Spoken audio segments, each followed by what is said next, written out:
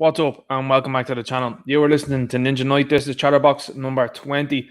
Absolutely delighted to be back here with you again on a Friday night. It's a beautiful night. Been chilly of late. A couple of people have been posting pictures up online of a couple of things that have been going on in the sky, and they've been saying to themselves, it's a bit weird how we've gotten into February, nearly March now. The weather seems to be warming up, seems to be all good. You look in the sky, there's a big owl line there, and all of a sudden the weather turns back to being cold. It's quite strange, that, isn't it? But of course, don't be paying any attention to that. You know yourself. Don't pay any attention to what you can see with your own two eyes. This week has been a very interesting week yet again. We'll be talking about what went on last weekend, obviously, because I talked about it on Friday, and boy, they didn't disappoint with the people that they brought out there. I have to say, the videos that I put out during the week, and I want to give a huge shout out to the guy, I'm not quite sure what his name is, the guy that recorded the two videos on Parnell Street. That was absolutely wonderful to see, and up at the Garden of Remembrance as well, when he was asking these people questions. I'm sure we'll be looking at the videos again here tonight because, oh my God, absolutely brilliant. We got to see Ruth Coppinger, an individual that has a very big online presence. Doesn't seem like anybody goes to the booth, however, though, to actually vote for her, which is quite odd. Yet she still has a presence politically and calls people all sorts of names that have become meaningless over the last few years because these people have overused them and used them in a negative and obviously in an incorrect way. So this individual decided to slink away from the people that were asking hard questions. And the hard questions are these. Imagine these being hard questions. Where are these people going to go?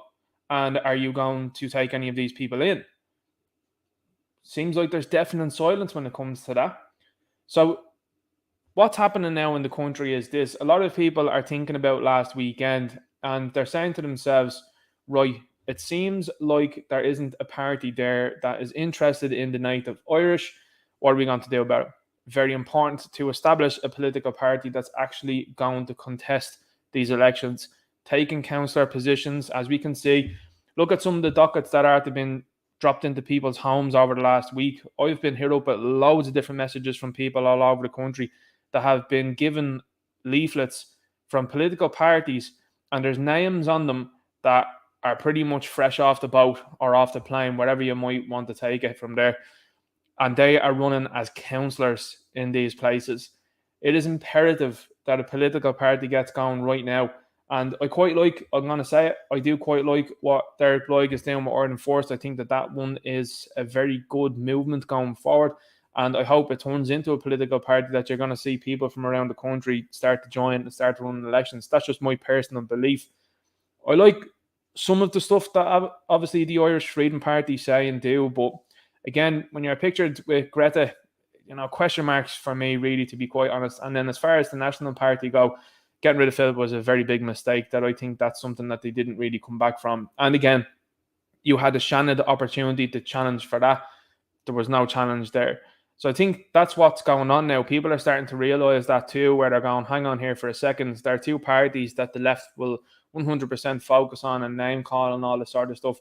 But are they actively going for these positions? Are they actively going to move forward?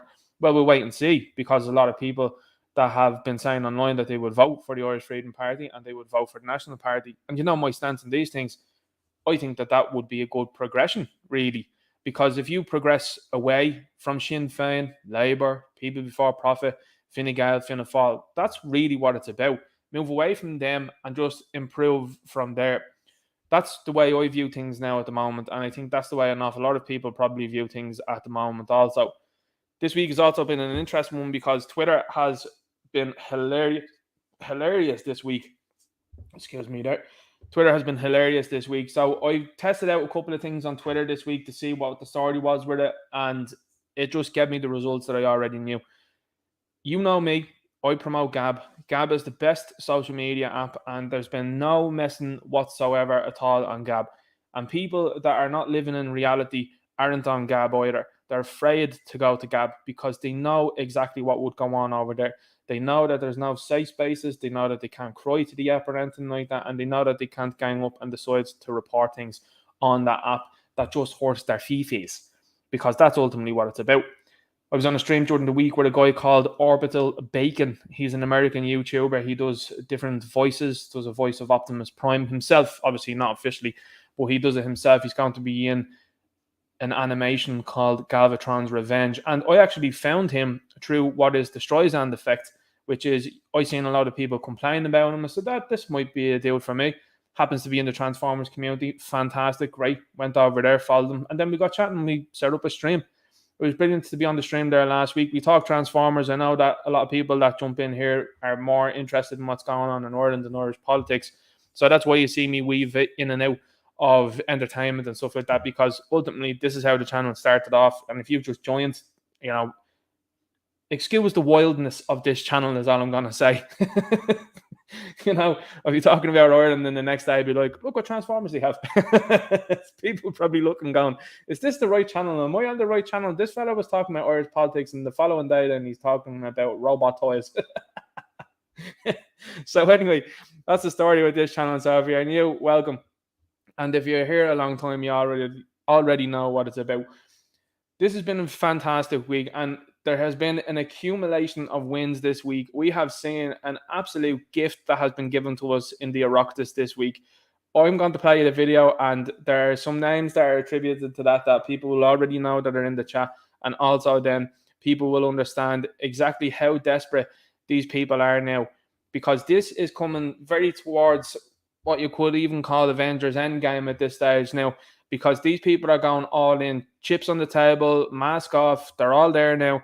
And that to me is super interesting, but it's super interesting for the point being that they have become reactive. And this is something I've talked about at length, and I've talked about it at length as well. I mean, I use it in football terms an awful lot. It is better to be an attacking team, like a Manchester City at the moment, for example. They are a wonderful team. Real Madrid as well too, another wonderful team.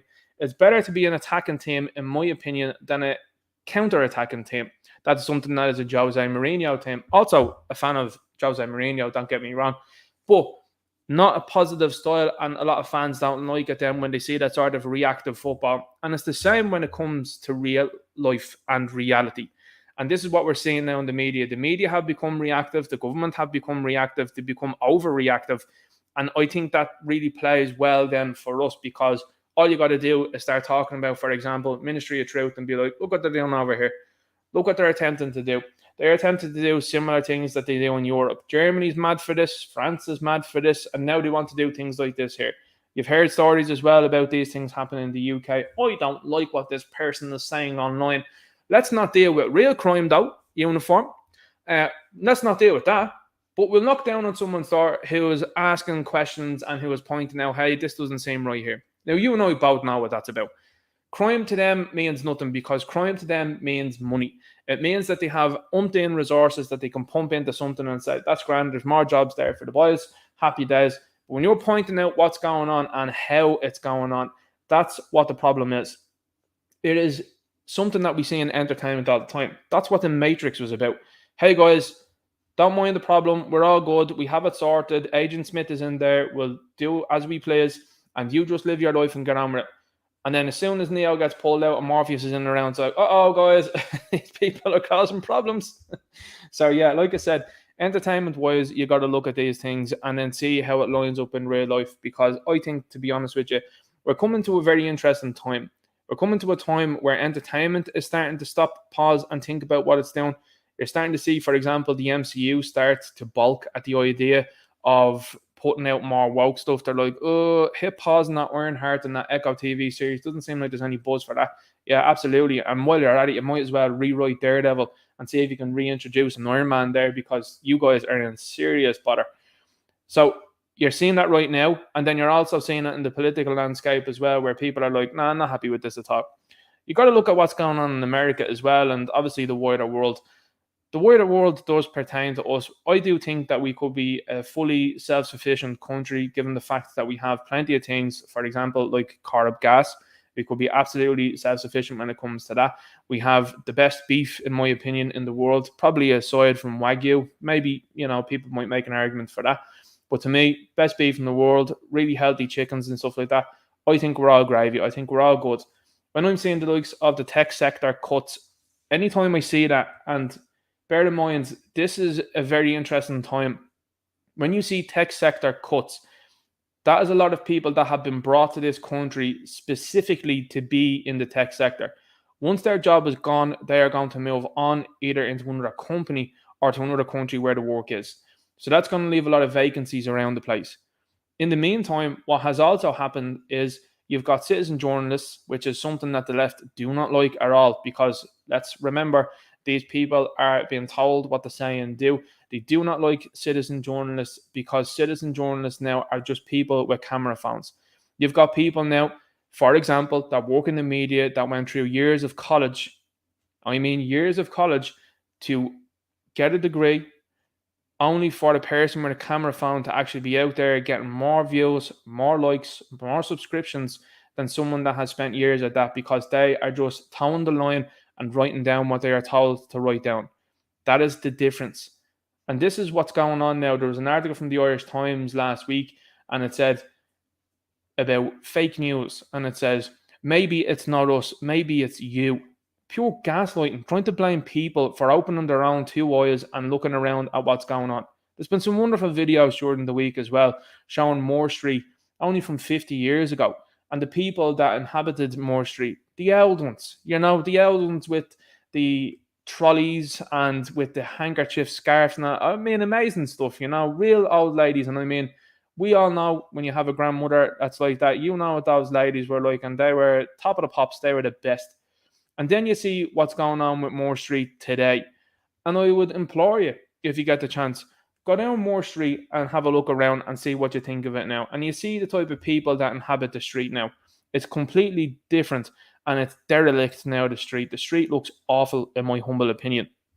So these things are happening, and there's multiple people out there that are doing this, which I think is very important. I'm delighted anytime I see a new face that's out there that's like doing citizen journalism, and they're going around to these different places and they're recording what's going on. You and I both know now it's super important to record what's going on, because interactions that are had, like the one that Philip Dwyer had, great to see Philip Dwyer, making sure to give him a big shout out because he's been doing wonderful work, having his case dismissed because a guard turned up and decided to tell a wildly different story than what Philip was telling, along with the CCTV that was in the area and the fact that Philip had recorded it. And to me, I don't know what the ultimate game is going to be there from Philip. I don't know whether he's going to do something about that because of the inconvenience and the hassle and everything like that caused him. I don't know. Not sure what he's going to do there. But you have a guard there, for example, that was happy to get involved with nonsense, and that doesn't look good at all. And then you're saying the media coming out and being like, it looks like a lot of people are resigning from the Gardaí. Are you surprised? You surprised then when you see people that are standing and blocking off a road from our own people, from them protesting in their own country? And you've got then individuals that are happy to wear a uniform and stand and block a road. It answer you better to block the airports, lads, because of the people that are coming into the country illegally. Illegal immigration is illegal. Is that not still a crime? Yet you think that running around after a fella with a selfie stick and a camera phone is the best thing to be doing. You know what I mean? And that's why people are at odds now with people in uniform. And it's as simple as this. You see all of the articles that you're seeing now they're talking about, I think, some GAA player, we'll just say, I'm not sure who, but some GAA player that's involved in some money issue. And you're looking at that going, sure, that's just a drop in the ocean to what's been going on over the last 2 years. Just the last 2 years. Not even talking about the last decade or number of decades. I'm talking about the last 2 years. The sniffles. Anybody going to be held accountable for that? What about the amount of times as well too Luke O'Neill said things that were completely wrong? How about that? What about the fact that all the studies are coming out now that are proving that these things either are A, ineffective in complete terms, just totally ineffective, or B, super duper dangerous? So where's the accountability for that? Again, that's what is causing more and more of a divide, because people are seeing that. They're seeing the data coming out. They're able to obtain the data. People can also then tell them about what's happening and then say, look what's happening here. Another thing I want to give a big shout out to this week is Gript Media, and in particular, Ben Scallon. Now, you know that I like Ben Scallon. You know that I like the way he reports, and you know the way I like the questions that he asks. Well, my God, he was on a humdinger this week. He caught Catherine Martin out lovely. And that is a beautiful thing to witness, because these Green Party people are totally and utterly out there. Gonzo. Martians, in my opinion. These individuals are attempting to silence people from telling the truth. A party that in the 2 years that I've been doing this, 2+ years that I've been doing this, not one person has commented on the channel to say that they are a voter of the Green Party. Not one. And these individuals that are sitting there saying, oh, we're going to regulate what people say now. No, you won't. No, you won't. Because this is a free speech society as it should be. And what it tells me, to just paraphrase Tyrion Lannister, when you decide to take a man's tongue, you don't prove him a liar. All you prove him to be is something that you fear of him saying. Now, that's paraphrasing what Tyrion Lannister said. That is not the direct quote. But these people are very, very aware now that a lot of people around the country are wise to what's going on. They're wise to people coming into the country that are from different countries, not the blue and yellow country, and they know that the world's been pulled over their eyes. Now, this is what happens. People are starting to see the cracks in the wall. So the person that didn't agree with you over the sniffles and the mask night that was telling you your tinfoil hat wearer is now starting to see those cracks. And like you and me, when we saw those cracks beforehand, these people are starting to wake up and are starting to become more in tune when you say, hey, do you remember they did that? Yeah. Do you remember they said that? Do you remember they lied about that? Almost seems like they could lie again, doesn't it? And these people are getting more and more on side. Believe you me, I've seen it. Very interesting video as well last week from the march of that man that was confronting Sinn Féin. Now, Sinn Féin have had an absolute disaster on social media over the last week. They turned up to that parade, and when I say parade, parading all sorts, if I said what I really think, it wouldn't be here anymore. But Sinn Féin turned up to that, and that was a massive faux pas. That was one of the worst things that they could have done, because have they engaged with residents? No, they've actually actively told them they're not interested in what is they're saying. Who they marched with as well too is also an issue, because people are like, hang on here for a second. It seems like the ones that are always at odds with the native Irish people are the people you've marched with. That's not good either. And they have been rinsed on social media for the entire week. That is significant, because when you see this party that is supposedly the opposition now getting rinsed regularly for what they're doing, people don't forget. And something that has happened over the last couple of years that has become really clear to me is that if you repeat something to someone enough, is what their mantra is, and it's a lie, people will believe it. But if you show someone and tell someone the truth, and that's the end of it then. It's the red pill from the Matrix. That's exactly what it is. So what I'll do before I jump into the stories from this evening is I'll jump into the chat and I'll say hello. We have a couple of people in here already. We've got Sean Max says, good evening, Ninja. Richard McKevitt says, how are you? Good to see you here, Richard. 30 Finn says, evening, Ninja. Evening, I hope you're all well. I hope you had a good week. Good to see you here. Richard McKevitt says, Ninja Night, how are you, lad? All good. Richard McKevitt says, don't forget to @ Ninja Night if you want to ask a question or make a comment, folks. Much appreciated, man.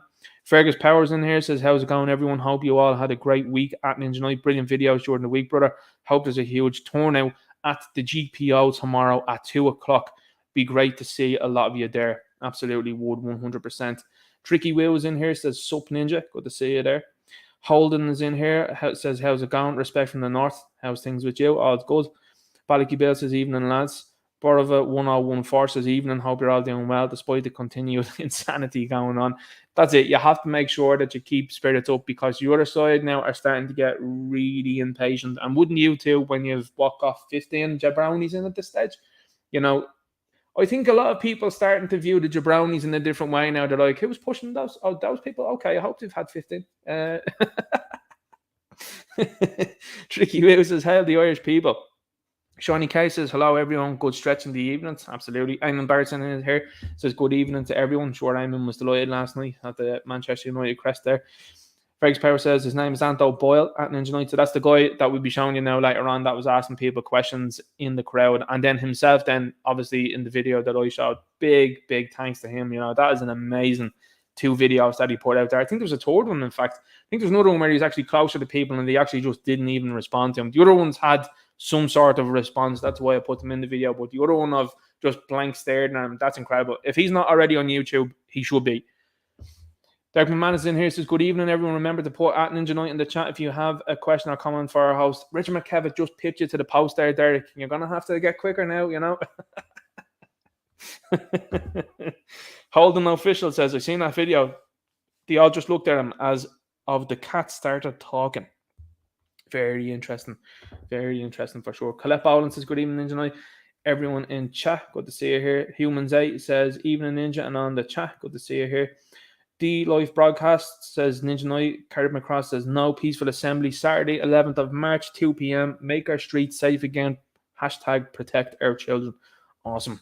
Oxygen Sense 5 says, appreciate the work you're doing for our Gael people. Ireland belongs to the Irish. Exactly. And here's the thing. I'm going to preface this, by the way. I'll say Ireland belongs to the Irish, but I'll also say Nigeria belongs to Nigerians.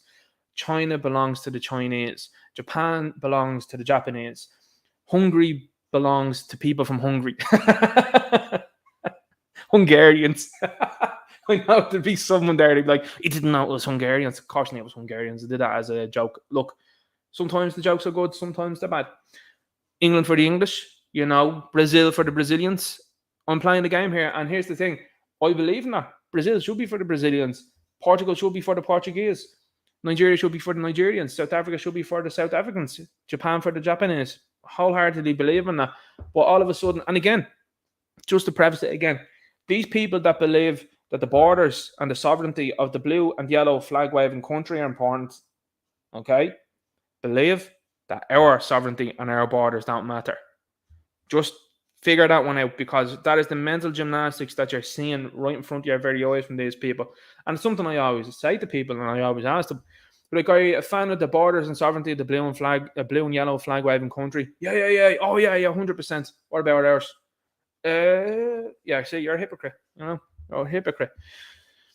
Holden Official says, exactly, anyone that aligns themselves with Greta is working with the global. Yeah, well, I mean, look, I don't know the ins and outs there, but certainly if I seen her, I wouldn't be asking for a picture with her, that's just it. Whereas I see the lads that went across there to Switzerland and they were asking questions and ended up in Egypt, you know what I mean? That to me is the work that should be done, really. George Shorty says, 2 p.m. tomorrow, GPO. Halo Test 100 says, could the three parties merge? The thing is, and that's a good question, the thing is, and what has been a problem for the last few years, and I mean, look, you know me, I'll commentate this and I'll tell you my honest thoughts, are egos. You don't seem to see that from the left-hand side. They're all working in one way. Like, I mean, you look at, for example, Sinn Féin getting roasted over the last week. They have to know that it's going to be trouble in the next election for them. They already do, because they already are saying that they're finding it hard to field candidates. So that tells me a big picture of what you need to know and the position that nationalists could find themselves in. Don't forget, you've got Simon Harris. Hi guys, how are you doing there? This is a fella that got in on the 15th count. Pure stewage. Went to third level, dropped out, was in charge of third level, didn't do anything great there. Then thought there was, 18 of these things before 19, you know what I'm talking about? And then now as Minister for Justice, hi guys, we're going to give you body cams. That should sort out all of the problems that we're seeing. Hang on, whoa. What about a border patrol? Are you going to set up anything in relation to that now? No? Okay. What are you interested in, Simon? Well, I'm interested in, like, hate speech, Right, okay. Interesting thing that came out about Simon Harris during the week, and speaking of coming out, was his brother. They were talking about his brother, and they were like, oh yeah, Harris's brother, engaged to his fella. And I was like, oh, seems like we all in these parties have fairly close relations that are up to things. And here's the thing, guys. You know me. Once you're a legal consenting adult, I don't care what you do behind closed doors. I do care when you start to put it in my face, though. I'm starting to get bothered by that, and I am bothered by that. And I'm bothered more so about the people, for example, that were annoying the likes of J.K. Rowling over the last while. They've started to try and annoy me. It's great. Strides and effect. There's going to be more people that are going to come my way with a relation to that. Do it. Keep talking about me. Love it. So this is the important thing to know when you see these things. Isn't it funny how all these people at the top level positions have someone extremely close to them that they're happy to push along as political currency, which I think is sad. Ultimately, I think that's sad. And again, these individuals selling out the country from underneath their feet. Look, they're talking about the local champions again. They're talking about community leaders. They're talking about the fact that they used Christy Moore. They're talking about the fact that they have, I mean, they even talk about him, really, did they? They didn't talk at all about your man, Maverick Saber. I didn't know who he was until someone messaged me. They were like, look at this guy. And I was like, all right, do you know who they're going to get next? Guarantee you this. Dermot Kennedy, right? Allegedly, effectively. I think you're going to see a waft of people now coming along. And I thought something was really interesting. I saw a story today, and it said Barry Keoghan, and that's one now I thought that they would have wheeled out there because he's from the inner city. Well, he lives in the inner city anyway. Bought a house in Scotland, living in Scotland now. So I was like, I don't think they're going for him now anymore. But you're going to see more of it. You're going to see bigger names. So Christy Moore, again, most of my generation probably wouldn't even know who he is. They have an idea of obviously who this Maverick Sabre is. You're going to see more of it. You're going to see it go into overdrive now. I think you'll see overdrive at this stage, and you'll see everyone talking about it. And you've already seen it. You've seen the Talking Ball Bag podcast, for example, and these lads had your woman Eva, what's her name? Can't think of her second name, but she's on there and she's like, you should just protest outside government buildings. Who's been out during the week as well? Joe Brolly. Now, Joe Brolly is married to a relation of Joe Biden. Isn't that a small world? And the things that Joe Brolly is saying, that's strange as well, isn't it? So when you see three parties merging, going back on that point that you just made there, Halo Testament 100, they're all in line with each other on the left-hand side. And that's one thing, I have to be honest with you, right? It's one thing you can give them credit for. They're rowing the wrong way. They're doing the wrong things, but they're all doing it together. All of them. Whereas this side of the fence, you see people, for example, like we've seen before, and egos start to get in the way and problems start to occur. But I do agree with that idea of three parties merging. I do agree with the idea of parties coming together on our side of the fence and strategically looking at constituencies. Look at what Sinn Féin did with Ronald Brun, Harry Potter look-alike.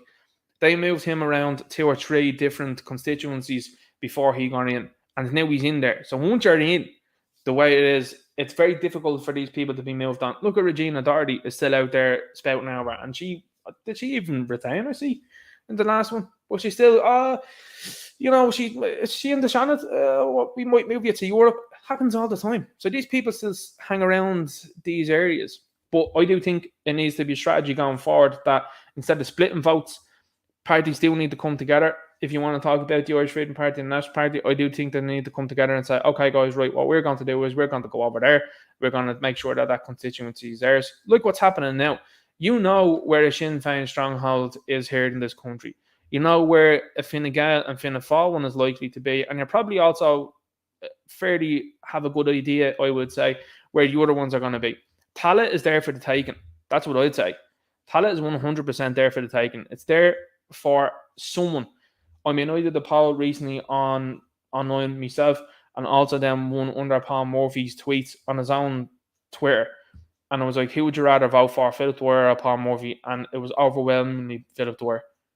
That's how easy it would be to take a position out there. Do you know what I mean? Like, there's not, he's the key man in Tallaght, really, as far as I'm concerned, and as far as I know. And this is what you got to do. You got to take those positions off these people. It's easily done. Leo Varadkar, 5th count. Easily done. Easily beatable. Not wanted.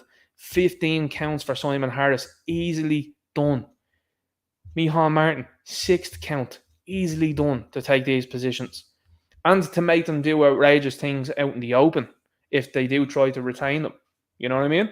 So that's what's important to me. And I think you're seeing it across the world now. People are starting to do that, starting to run in positions, and it's doing a lot of good. I liked what Matt Walsh was saying during the week as well, too. If anyone hasn't seen that, I think it's fantastic. I think it was really nice to see that, and the fact that he wasn't backing down. Alan Bourne says, good evening, Ninja, and good evening, and God bless all. Mother awakens slowly from her slumber. Absolutely. Herbert Ryan sends 10, doesn't say anything. Dude, if you're sending 10, just say something, ask Anton. Sean Mack says, as long as not trans performers, you are chatting about Ninja. Over the Bagans in here says, like, they're openly Norman Bates. 100%.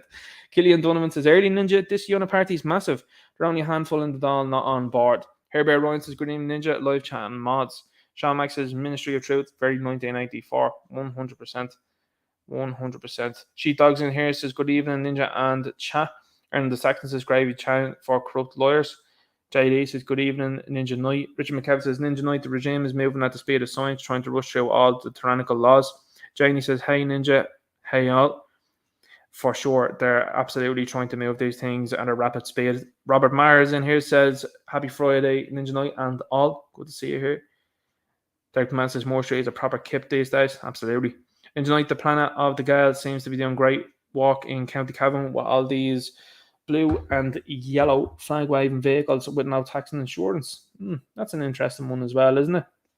I've seen a couple of videos of that. I got a message last week. I'll say this here first. Laura Todd says, "Hi everyone, Hell NK. Good to see you here."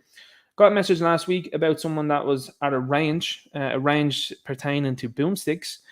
And at this range, people turned up with a reg, allegedly, speculatively, a blue and yellow flag waving reg. And they turned up and they were there for the day.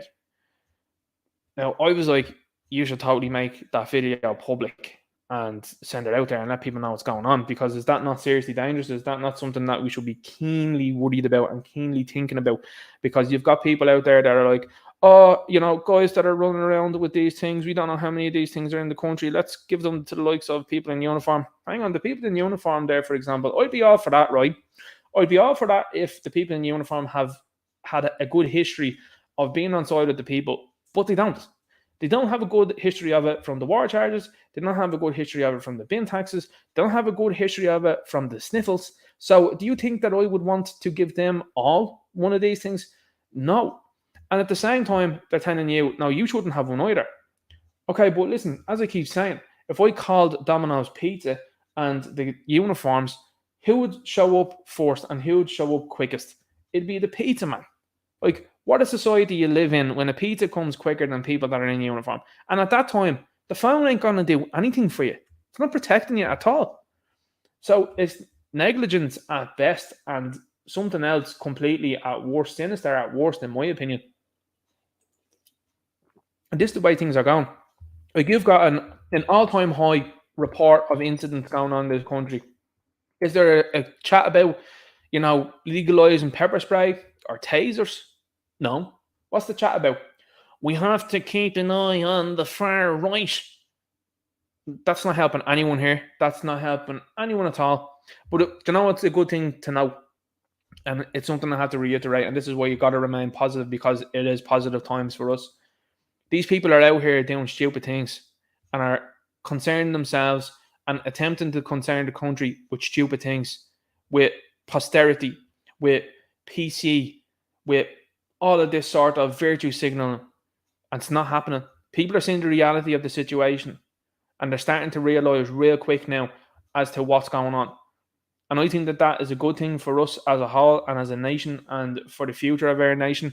And why you might see me, and I do, obviously, I try to keep a lid on it as much as possible. But why there's a burning emotion from people right now is because they see where things are going. They see how future generations of our people are going to be treated with this current track that we're on, and they're not up for it. I'm not interested in, and I'm sure an awful lot of people are out there the same, not interested in leaving the future for people that you do not know what's going to happen for them, our own people, our descendants. Not interested in that. I'm not interested in leaving them with the unknown. And a lot of people that are older than me feel the same. A lot of people my age feel the same. A lot of people younger than me feel the same. And that's why you're starting to see the left and all that panic, putting up Instagram pictures and pictures on Facebook and all that. Look at and the disparaging comments from people. You know to themselves that they don't have kids themselves, because the disparaging comments. Look at yous are mammies that are putting yous up online, and these would be the same mammies that be posting every single detail about you online, and they be on the dog queue and all that. These are the people that we're talking about. These are people that are out there that are vindictive against people because they themselves haven't found a partner, most of them, and most of them then wouldn't have any clue about procreation or what it's like. This is why these people are like this. They have a hole in their lives. They are bitter. They are jealous. And it was an interesting thing. I said it last week, I think I did, and I said about progeny. And I talked about a lot of the ringleaders of nonsense not having progeny in this country. Well, I talked about Paul Murphy, and it seemed to go completely under the radar from me, and nobody else seemed to know. But he announced then last week, so he was on a march, right, to basically, in my opinion, in my humble opinion, tell people, native people in their own country, that they were wrong about what they're seeing with their own two eyes. He was on that march whilst will we say she-whore? Will we say she-whore? Pronoun she-whore? Will we go with that? Was in hospital giving birth to a child. Now again, there was some laugh about that. But just think about that for the moment. This dude was more interested in being out in a march with a load of people that are going to be up to no good and have been up to no good to get into this country. By the way, they brought over people from England. They were complaining about Tommy being across here, right? And they're like, I can't believe Tommy's over here. Anytime you see them do that, you're like, well, who did you bring? And then, funnily enough, who did they have? They had the Extinction Rebellion. And it was like, it's every single time. But anyway, going back to this guy. This guy allegedly, spectively, well, I wouldn't say allegedly, spectively, progeny now, right? A little girl, allegedly, spectively, from what I understand. And, you know, the way I look at these things is this. I think he'll see reality in the next number of years. I think he will. And it's not to wish anything on anyone. It's not something I do. But I think he's going to see reality really quickly. And if he doesn't, he eventually will. And that's when it's going to hit home that maybe the people that were telling you this is a bad idea, maybe they were right. It's not maybe, they are right. They're correct. But someone will say, oh, well, private schools not that, won't have an issue on that. Yeah, well, these things come to anyone and can come to anyone at any time. So, like I said, something to say about that. And a lot of people were talking about sissy and stuff like that. Anyway, I'm going to move on from there. So, what we're going to talk about here tonight, obviously, is going to pertain to the whole thing. But Gript came here with the receipts. Now, this comes from 2021. So this is 2 years ago now. And these posted this out. And it's just a quick little search to see who funds this group, this far-right observatory. Well, you've got a bit of an answer here in my view. Gript said that over €100,000 in public money to be given to anonymous far-left group. Now, at the time of writing here, it seemed like from this article that there were 2 people in receipt of that payment. So can we say it, allegedly, spectively? Allegedly, spectively, 50,000 given to each person here. Potentially, possibly, maybe.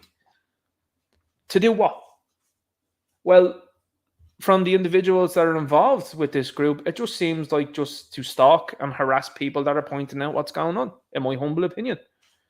So, Grit came along with the receipts 2 years in the making here, and this is something that I'm sure that they'll reference themselves anyway going forward, because now that the genie's out of the bottle, I think people now are going to start looking at these things and starting to say to themselves, okay, right, now we see fully and totally what's going on. Here's what's happening in the public conscience now. People are talking about NGOs. Most people weren't talking about NGOs 2-3 weeks ago. They're talking about them now. And they're talking about them in your own circles now. I'm sure you're the same that's listening out there, and if you haven't already, they're talking about them. That video with Rue Coppinger, for example, that lad Anto Boyle did, and the one that I commentated on then, that has nearly 10,000 views. And people are now starting to talk, not because of me, but because of you people out there, about NGOs. And now it's becoming very abundantly clear as to what's happening, and this is beautiful. So this is what these guys said here in Grip. They said the Far-Right Observatory, an anonymous collective of activists which came together in November 2018, has been granted €112,500 from the Dormant Accounts Fund. There you go. Over 100 grand given to them. Strange, isn't it? I thought this was a great meme. If it's a requirement for vehicles to be roadworthy, then why isn't it a requirement for roads to be vehicle worthy? Absolutely awesome. And that's what you see here in this country. I keep talking to people and they're saying to me all the time that the roads are in bits. I'm like, yeah, I know. What do you think that money goes on? That's a future video, by the way. This is what it's about. Transformers, So anyway, we'll get into a bit of this here because I thought that this was hilarious. This is a Sinn Féin TD. Now, in my view, a Sinn Féin TD should be well able, you think out of all of them, to be able to take a bit of criticism and a point being made to them. But what happens is when there's truth in the criticism, they don't want to know. And you'll see the end result of it now in a moment. So Paul Donnelly TD, this is a guy that was accused of nepotism as well because his wife seems to have been brought forward into the political sphere. And that's quite strange, isn't it? It's very strange how all these people start bringing their partners in. Hazel and Patrick, Lynn and Owen. Almost seem like that's a bit... Anyway... Absolutely huge crowd today in Dublin. The banner says it all. A united Ireland for everyone. So Brits out, the mantra, everyone else in. United Ireland, Moshev Gottina, it's a proud day for Ireland. Complete and utter sellouts, in my opinion. This was him not too long ago. It was him from the 6th of October 2020. And as I said here, on the wrong side of history consistently, looking forward to a patriot taking your seat in the next election. Now, what you can see from that there, in my humble opinion, that's not abusive. It's not disrespectful. It's factual, in my view. And I've also provided a receipt of, hey, this is what you were up to. Here he was in the 6th of October 2020, wearing my mask in the car to make a point to the anti-maskers at the front of Leinster House. Wear a mask, if not for yourself, then for others who are older and vulnerable.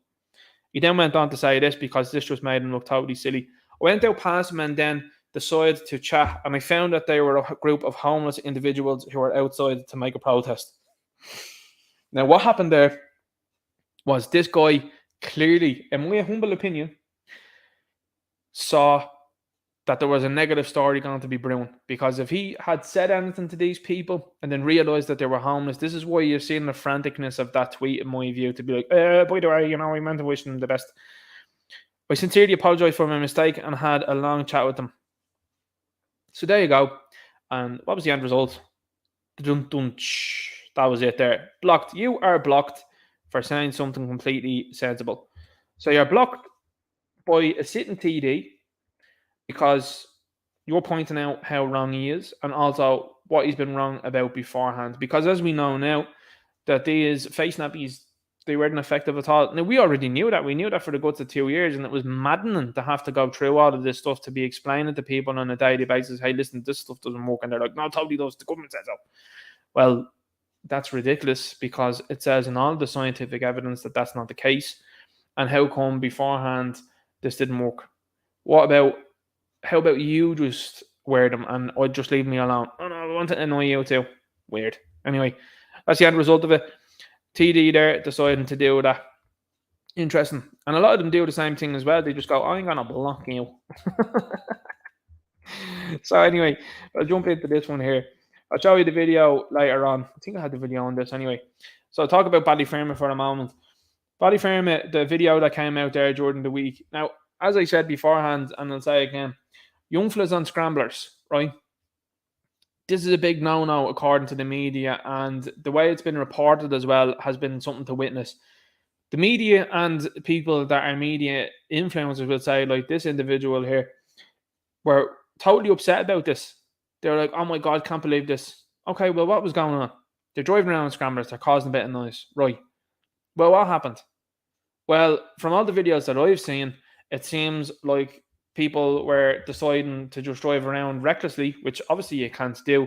But it didn't seem like there was a big turnout from people in uniform. That's quite unusual, isn't it? But what also would say to me is this: there's a lot of energy there for lads on scramblers, but no energy for people coming into the country illegally or up to other now good things. Like, an article came out there during the week there from Gript, and a couple of other people then on social media reshared a story about a woman who was, we'll just say, attacked. And she talked about the fact that the perpetrator, the alleged perpetrator, wasn't of Irish origin. And apparently the uniforms knocked at the door and they were like, yeah, listen, take that Facebook post down. The first thing is there, she should say, no, I'm not doing that. And why would I? Because I'm sharing and letting people know what's going on. Why are you trying to stop that? Why are you trying to stop people from knowing what's happening? But going back to this here, loads of energy then directed towards the lads on scramblers. And you know my feeling on these things, I don't care. I don't care if they're on scramblers. I don't care what they're doing. If they're driving recklessly and they're doing their own thing, they're doing their own thing. Right? Do I think it's fantastic? Do I come down and support it? No. But when you put this up to what is actually happening in this country with the attacks that are going on, with the fact that people are streaming into the place, which is causing all sorts of bother for the likes of the health service, for housing and all these things, that's when you have to say, hang on here for a second. You can't conflate one with the other, and you can't say one is a bigger problem. Lads and scramblers that have families that date back generations in this country are always going to exist. It's the same way over the last few years that they're like, guys, you know what we have to do? We have to class travellers as their own race. Why is that? Well, you just do, guys. But the large majority of them are white, like you and I are. No, they're their own race. Okay. So now it's come to the point then when you criticise it, they're like, oh my God, you're being an istophobe. But hang on, it doesn't seem like it's right then to be saying, well, hang on, you're just going to turn a blind eye to that. That shouldn't happen. And it's also not going to happen because this is the difference between Irish people. Americans have been doing it. Americans have been turning a blind eye to it. And now you're seeing it on Twitter all over the place. You're like, okay, so the people are like, yeah, Yogi, is it them again, Yogi? It's always them, boo-boo. So you got Jeremy Dixon here, says awful scenes today of a guard in Ballyfermot being surrounded and attacked by a mob. I wonder what nationality this gang are and are they vetted? Oh, wait. So, of course, an anti-Irish comment from Jeremy. And Jeremy didn't like when I said to him, well, that's a very anti-Irish comment from you there. And decided, oh, block. Now, look, I don't mind when people block you. But when you have a following like this guy and you can't respond to a comment of, hey, that seems very anti-Irish, it says an awful lot to me about how the media are losing this going on. I just pointed this out, and I pointed it out on Twitter. I pointed out to you here. The Ministry of Truth video in an hour got 164 likes. Catherine Martin got 118 likes. So I beat that in an hour with less views. Look at that.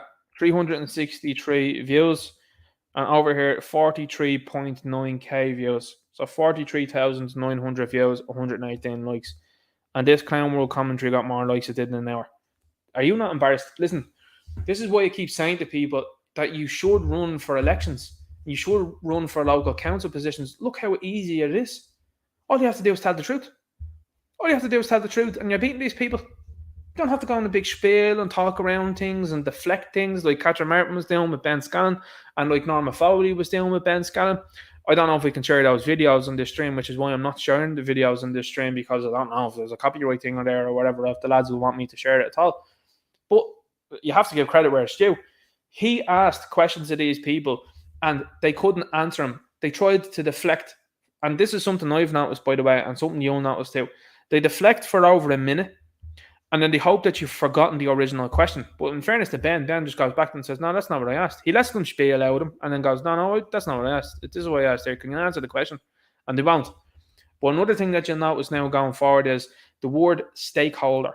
That was something that I found to be very interesting in what Norma Foley was talking about stakeholders. Ben very simply asking her as well about fellas going to school and saying, well, if they decide to wear a dress and lipstick and all that, are they going to be facilitated with that? And it was all about stakeholders. Hang on here now, it's about the parents. What's the story there? Are you telling me that this child can go to school and without the parents' consultation then can come back in all sorts? Like, that's out there. A lot of people talking about it in America already, and they're like, get out of public schools, lads, get out of public schools. And you're going to see a similar thing here. You're going to see either homeschooling become dramatically increased, or you're going to see people then do kind of a group school themselves in their own community. Now, why would they want to do that? Why would they want to drive people away from those buildings? Well, it's real simple. The reason why they want to drive people away from those buildings and then into little communities of their own is because then the likes of the department won't have to worry about heating, won't have to worry about electricity. This is what's going on with this, the working from home stuff in offices. Talking to people all the time that work in offices. And they're saying the same. Oh, there's have to be 1,000 layoffs there. Really? Why? What's the story with that? Well, what happened recently, I'd say to them, you didn't go down to a 4-day week, did you? Oh, yeah, no, we did, yeah. All right, okay. And a lot of people working from home, is there? Yeah, okay. Well, you see Akbar over there. Akbar is Indian, and he's getting through 500 clients a day. He's not messing about. He takes the job real serious because that's the way that these people behave. That's what they do, right? And they think that that's great, and they're all about the company, you know. Don't see the bigger picture, and no laugh an awful lot of these people, you know, no personalities. And then what happens with Rory there? Rory got 50 today. Well, here's the thing. The company look at the performance and they go, Akbar got 450 more there. So we're going to give the job and keep the job, or Akbar, Rory gone. Rory's superfluous. And that's it. That's an awful lot what's happening, because in a lot of these jobs and offices in particular, people used to be able to swing the lead. They used to be like, that's grand. I won't worry about that now. I'll do that tomorrow. Or maybe I won't even do it tomorrow. Maybe I'll do it next month. Whereas your other man is going, I have the reports up to you there at 5 o'clock today. Do you know what I mean?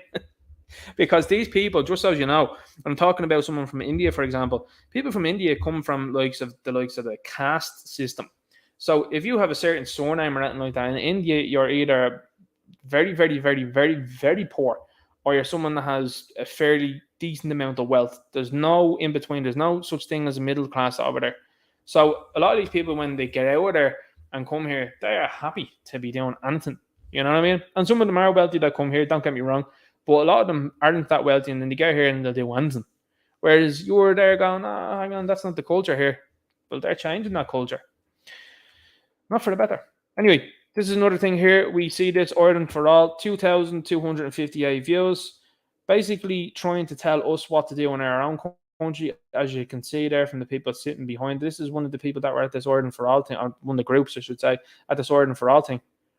Hang on here for a second. There's over 1.2 billion people in Africa. What's the story here? We're starting to see a growing increase as well in adverts of people that look like this being in adverts. Why is that? Well, it's very clear. It's very obvious. And you've got people that are coming from these countries coming over here telling us what to do. No, not having that. We're absolutely not having that. And so what I decided to do is I said, get out of my country. And in 16 minutes, with 11 views, I got 2 likes, right? Not great, I would say. I was hoping that all 11 views would get, 11 likes. But these people posted this at sometime in the morning. I don't know when I posted, I can't remember now. But just to put it into context, they 2,258 views and got 1 like. One of those quote tweets is me as well too, saying go home. Like, that's totally our odds, is it not? And this is an organisation as well too that were also at last Saturday. And they're pontificating. This is another video that's coming down the pipeline, by the way. The way that these people speak, particularly this guy here, the way that these people speak, Ireland should be doing this for us. Ireland should be doing this for that. I'd be looking at these things and going, hang on here for a second. The tail's wagging the dog here. Like, this is the disrespect that these people are landing into this country and showing. Because what's happened up until now, and this is why you're seeing nervousness from the likes of the lefties and that, what's happening now is people are starting to look at it and they're starting to get their backs up. Like, these people are starting to annoy people now. They're starting to go, oh, we deserve and we should have this, that, and the other. And meanwhile, you're hearing stories about it all the time. Oh, you're seeing this family there that are like the football club Roma.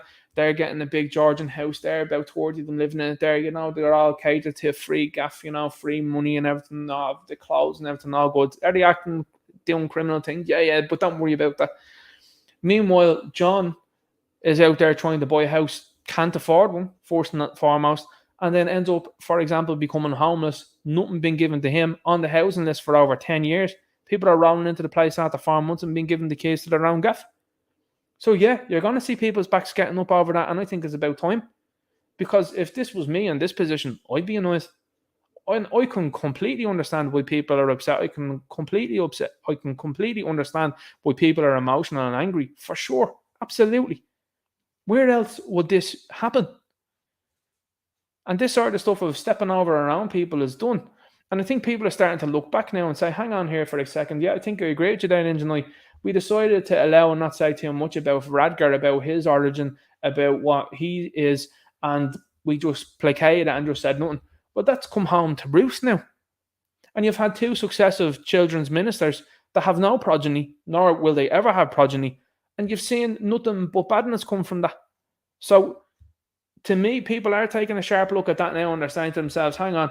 And this is the other side of things, by the way, is these communities have a responsibility to push back against them, because you're told as an Irish person that you have a responsibility to be pushing it back against your own people. But these people don't seem to have any responsibility to push it back against this. What's that about? Because that's hypocrisy. Because if you're someone in this community, for example, either this community or this community, wherever it might be, they should be allowed and out there going, hang on here for a second. Don't agree with that. Wait, but none of them are. This is why you're seeing a movement happen in America as well, in particular with gay people that are distancing themselves finally from the rainbow stuff. They're like, no, nothing to do with us. And this has come after a very long time over there. You're starting to see it happen here too, but it's just not enough yet. And it's never going to be enough until things start getting to the level that it's going to right now, which is people are starting to realise, what do they want to put into schools? They want to do what? And that's where the cat shall be amongst the pigeons there. Seen this here as well, Sunday World. This is a mainstream outlet. Dublin student. This is what I keep telling people about as well. This is how they're reporting these things. They keep saying, oh, this person from Waterford and all that. Well, what's the names? Oh, yeah. Well, that doesn't sound very from Waterford, does it? Student ran off with expensive iPhone after meeting seller, court told. This fella allegedly an engineer. But look at this. 5,785 views, 14 likes, 176 views, 16 likes. He's not from Dublin. Where is he really from? So, common sense, normal question, and already doing better than the mainstream outlet. That's what the issue is. We'll get back to that one in a moment. Where am I going and go next? Yeah, we'll go to this one here. Sure, look. This came out from Sky Sports during the week. That's going to be a thumbnail for sure, just for the lols. 1.8 million views, 287,000 views of this video. Oh no, I don't think of the video, I think of the post. 943 likes. Sky Sports mentioned can reply. Only the people that they mentioned. So what this is about is another thing that's happening. There's so many things that are going on right now to just keep people distracted. It's absolutely unbelievable. But what's going on is they're giving out about Tiger Woods. I think what Tiger Woods did was very funny. And I think he has a good sense of humour. Unfortunately, he decided to apologise for it, which is something that you never do. You should not do that. You absolutely should not do that. But he apologised for it, which means that they just keep coming back at him again and again and again. Decided to do something with a bit of humour. And they started to ask, I think, the women's English team about it. And they were like, we don't like this at all. And this is the end result. Oh, guys, we can't open the comments there because people will be telling us what they think. Interesting that, isn't it? This is something as well from Gab. Gab sent this in. So the Cybercrime Central Bureau has now its presence. So what people are starting to notice, by the way, just quick swig here. Wet the whistle. They're starting to notice that they're getting posts from Germany and France on posts that people disagree with you on, that they're offended by. I don't like the French, is it? Anyway, just as an aside, this makes me happy that Argentina won the World Cup, you know, given what stayed in France as well. Anyway, look at this here. Apology of crime or offence by word. This is the clown world stuff that is starting to encroach upon Ireland now. And this is all EU stuff as well, don't forget. You see, there seems to be a difference as well, even on Twitter, between America and parts of Europe in what they consider to be A-OK and what they consider not to be A-OK. Because I've seen things that are from American Twitter handles, I will say, and it gets by not a bother. But for sure, on this side of the fence, there's people that are more susceptible to being kept under the thumb of the rules. This is why I love Gab. Gab, you can do whatever and say whatever you like, within reason, obviously, as well too. But like, you can call things as they are. Meanwhile, on platforms that are like those, no. This is what they said here. Lol, I kid you not, we just got a takedown request from the French government for offensive content that was posted by an enemy avatar account. You guys rarely see this stuff, but we get ridiculous nonsense like this from foreign governments all the time, and our legal team tells them to pound sand. That's brilliant. That's really classic, it is. But these are the type of things that are being rolled on, and that's just an important post to show you. Because whilst the Americans, and this is a fundamental thing that's important, like their amendments are super important. Right to free speech, and if the right to free speech is under a bit of an issue, they've got the Second Amendment, and that's all gravy from there. You see, and something that Salty said during the week, and I just wanted to talk about it as well. He talked about it, and I said, like, no, I agree an awful lot with that. I do. Salty talked about the fact that the world at the moment, they haven't been able to go full on in on the world because of what the Americans possess. And you know what they possess? Now, this is also as well too, and someone had said it in a previous comment, and I was like, well, that's something I agree with and something I know and I understand as well too. I've been talking about a certain family that begin with the letter K, and the fact that the media have been running around at them and saying all sorts about them for the last number of years. The reason why they're so after those guys is because if anything went wrong, those guys have access to certain things, and that frightens the baddies because they have access to things. They're telling you they have access to things. They're telling you that they have access to untold amount of money, that they're siphoning off people from the likes of overpriced gas bills, overpriced electricity bills, overpriced petrol, overpriced cars, overpriced food, you name it. They are overpricing it. They are taxing it. They are taking money out of people's pockets. They are to fund nonsense. 3 billion being spent on bringing people into this country. It's a disgrace. It's treason as far as I'm concerned.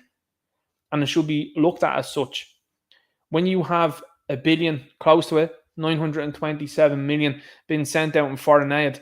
Who okayed that? Because the Irish people didn't. And meanwhile, they're telling you, €200 there off on your next bill there. Hang on here for a second. That's not good enough.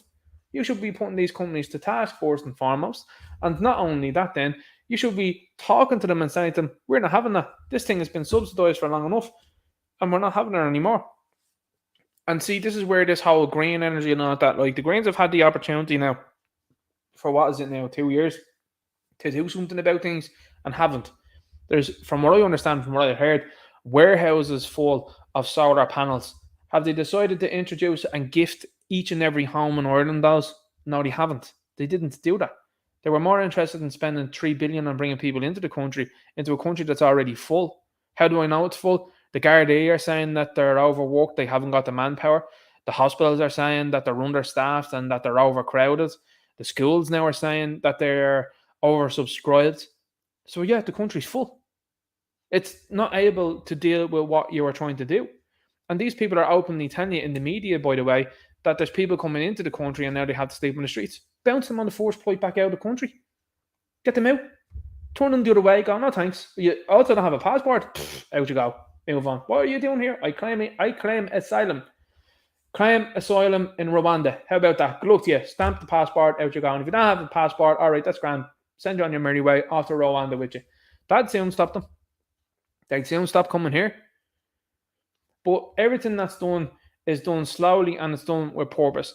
You see videos emerging from Brussels, for example, where there's people in tents on the side of a riverbank across from people's gaffs in tents. Now, I'm telling you, this country has had people living in tents and it's an awful thing to see, particularly when it's around. But when you start to see things start to emerge, which they will, like South Africa, like Cape Town, people are going to start being very unhappy about that. I'm just saying, and that's a cause and effect. I'm not endorsing or supporting anything like that there whatsoever, but people are going to be upset. Because you would be too if you're after spending hard-earned money on a gaff and you're looking at the other side of it and going, here, I'm not having this here, and you don't know what those people are up to. And that goes for anyone. Anyway, going on to this here, the LGFA have given me content for another video. I love to see this. I love to see when they give me content. Now, here's the thing, and this is where things have gone to and how they've gone here. You see, for example, the Ministry of Truth, and something I kind of touched on in the video, and I know people probably would say, Ninja, you talk about it in the streams anyway, so you don't have to emphasize it too much in the video, and I agree with you. Who are the two key people in the Ministry of Truth? Catherine Martin, Martina Chapman. What is the common denominator there? Older?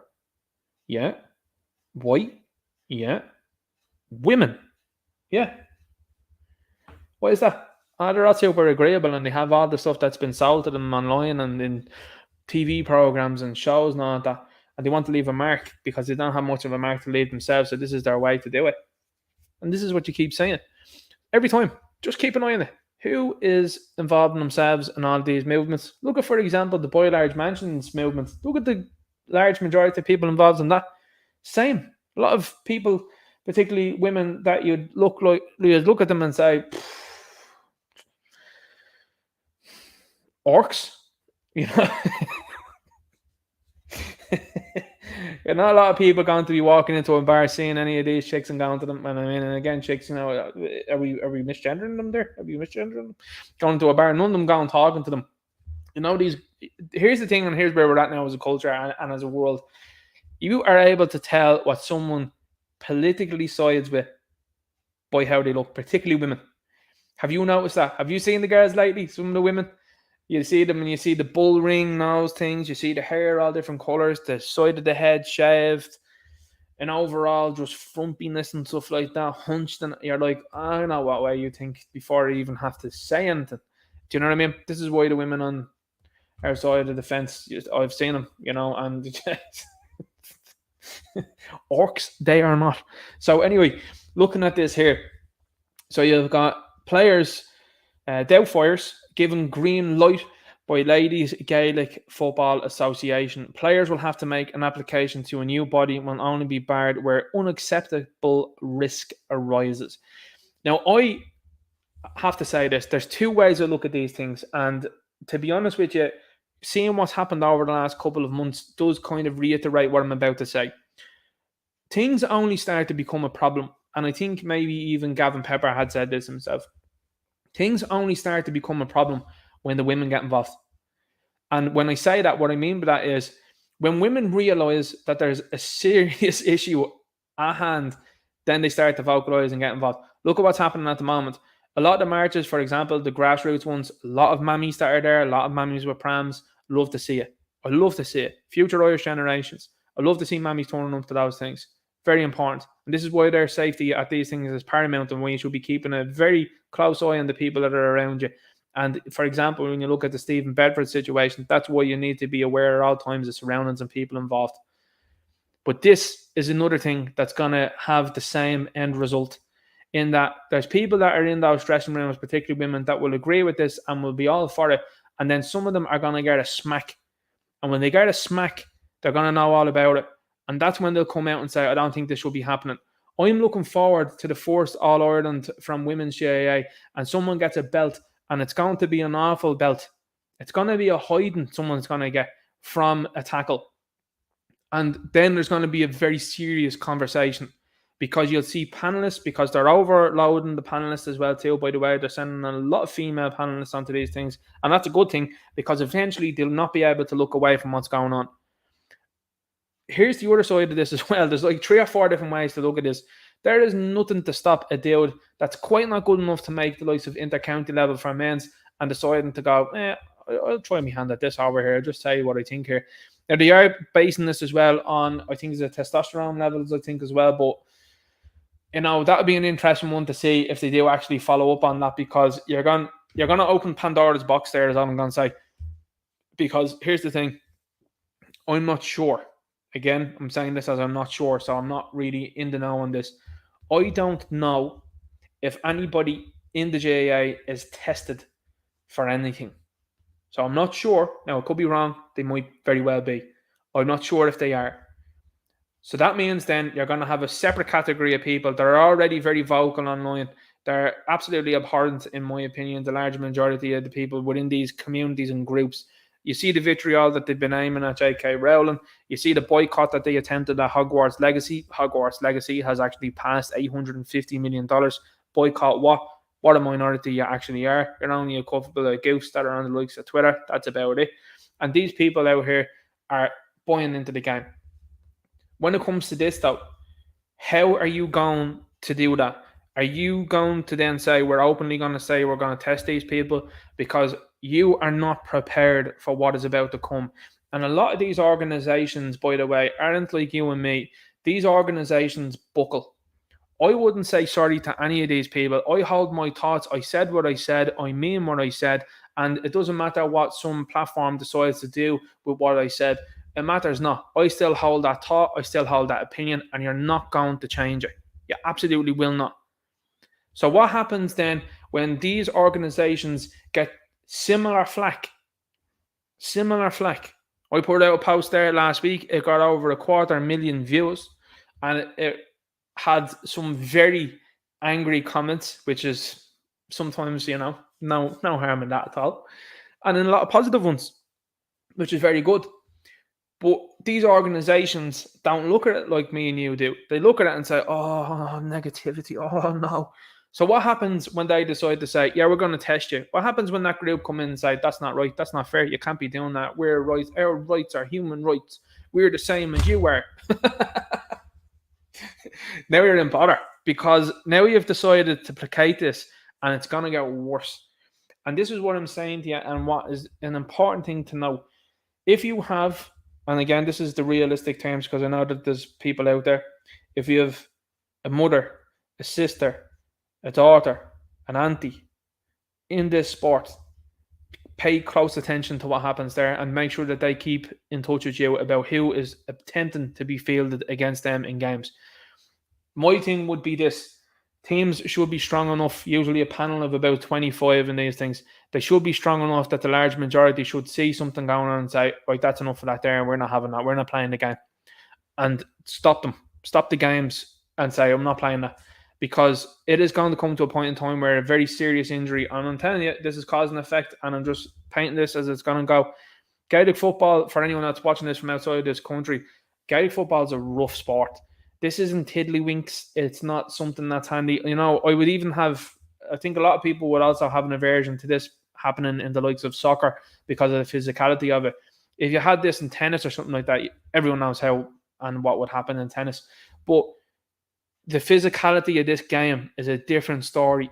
And there's someone going to be seriously injured by this. And I'm telling you now, this is a cause and effect. I'm telling you now on the 24th of February 2023, there's going to be someone that's going to have a real bad injury, or maybe even worse than this.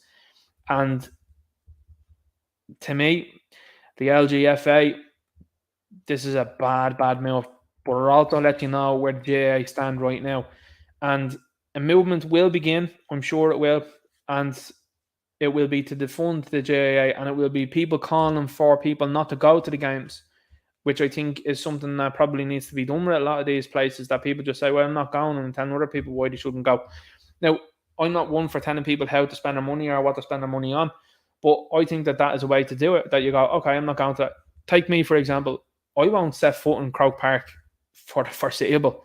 I won't go to a Dublin game as things stand because of what they've done and because of what they have permitted. Opening the likes of Croke Park there to people over the last couple of years, over the sniffles, was they told you that Christian ceremonies and sacraments couldn't happen. Cross the line. You've absolutely crossed the line there multiple times. And don't forget, Croke Park facilitated giving people jabronis. So this is going to be an interesting one to see where that goes from here on out. Former GAA player arrested over alleged fraud. I said there, after the sniffles nonsense, you'd think they'd look into that. But no, absolutely not. So that's breaking news.ie there. Here's something that I've talked about, obviously, previously as well, and it was just a quote that I wanted to share with you again. Liam Neeson as Ra's al Ghul, aka Henry Ducard, as well, in the Batman Begins movie, and obviously then pops up again in The Dark Knight Rises. Criminals thrive on the indulgence of society's understanding. And this is something he talks about, and I watched that scene again, and he talks about a farmer, and it's an innocuous enough scene. And he's like, this farmer was on the land, and he decided to take his neighbour's land. So he then made sure that the neighbour was in another plane of existence, we'll just say. And so the league was deciding, well, we're going to be the judge and the jury, and subsequently the next thing from that. And that's something that Bruce Wayne differs with. And you're looking back at this movie, and I keep saying about the Dark Knight trilogy, it is genius in a lot of different ways, but it's more thought-provoking now, I think, than ever before. When you look at the actions of Ra's al Ghul and certainly the Joker in the second movie, and who they are keenly interested in, it's not the average citizen a lot of the time with them. Obviously, as well, listen, the things that they do, I don't have to say it, but I will say it anyway. The things that they do are reprehensible, and they are condemned, and they are awful acts that these guys take.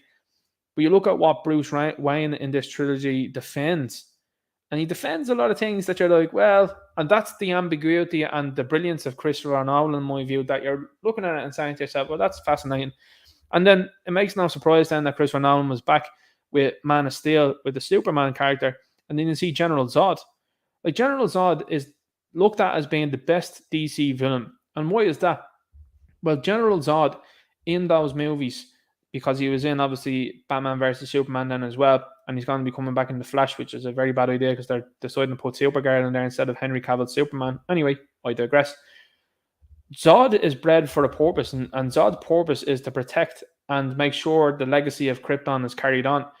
When Superman ends that, Zod has nothing left, and he says as much. And that's why Zod is a fascinating character there. And that's why people at a baseline level look at Zod and say, well, there's something about that character, but they can't quite put their finger on it. Zod has purpose. Zod has a mission. And that's what his mission is. And this is the difference, say, between the Superman character and the Zod character. Like Superman, and this is why I find a lot with Superman, obviously, I think Zod's a very interesting villain. But Superman, for me, is super interesting because he's a character in that Man of Steel movie that stands alone for good ideals and morals against an entire group of Kryptonians. He could easily have defected and decided not to. And I think that that's something to be thought about as well. But let's have a look at this here. So this is what I was talking about. These are councillors, Green Party as well. No surprise. I'm not even going to attempt that name. So that's Tuam. So this is not just a Dublin thing anymore, guys. This is now around the country. I don't know what's happening in Meath, but Meath is having a serious issue with this. Quick swig there. Meath is having a big issue with the people that it's electing. I mean, it's incredible. I mean, I would imagine that Meath would have a John Dutton there for sure. If you haven't seen Yellowstone, it's a Yellowstone reference. But surely they have a John Dutton there. Surely most of the counties have a John Dutton in them. Do you know what I mean? You've got Dublin and the rest of it then is countryside, as I would say. And people proudly from rural communities. You need to step up. Look what's been pushed out in Tuam. Look at what's been... Is that Minnie Mouse? Anyway, I've got here this individual, Galway City East. You've got this here from Marianne Moim Mayer, was 35 years old. Ireland belongs to everyone now, especially people of colour. New to the parish, Marianne Mayer is a refutation of the East idea that Ireland belongs to the Irish. That comes from October 18, 2022. Who's that written by? Sorka Polak. As you know, a quintessential Irish name, of course. Independent.ie. It's 2023. 22-inch televisions are not acceptable. Ukrainian refugees are being put through issues because of poor accommodation, says Labour TD. Who is this involved? I'd say on again, is it? This is a fella that didn't want to have anything to do with people that had genuine issues in East Wall. You see, here's the position people are in now at the moment, and I'll just let you know where these things are at. When I started the Chatterbox, I talked about this, and I said, I'm open to people. If you need them in the country, it should be super stringent, in my view. If you absolutely, undeniably need somebody in the country that doesn't have, for example, our country, if we didn't have a specific type of surgeon or something like that, if our country doesn't have that, well then, I, at that time, didn't have an issue with inward migration from there. Now I'm at the position that I'm like, okay, I can see the writing on the wall. I can see the writing on the wall for future generations. It should be stopping and halting migration, whether it be legal or illegal, and spend time and invest money on people that are here illegally and making sure that they are put back on a plane and humbly and very pleasantly sent on their way back to where they came from. Okay? That's what should be happening. Rather than spending money on bringing more people in and trying to facilitate these people, talking about €8 million being spent on the place there, modular homes, no thanks. Spend that money on putting together a good task force and making sure that those people, get these people, round them up and say, okay guys, right, you're on your way out now, you're going back home there. Thanks very much. Thanks for visiting. Good luck to you.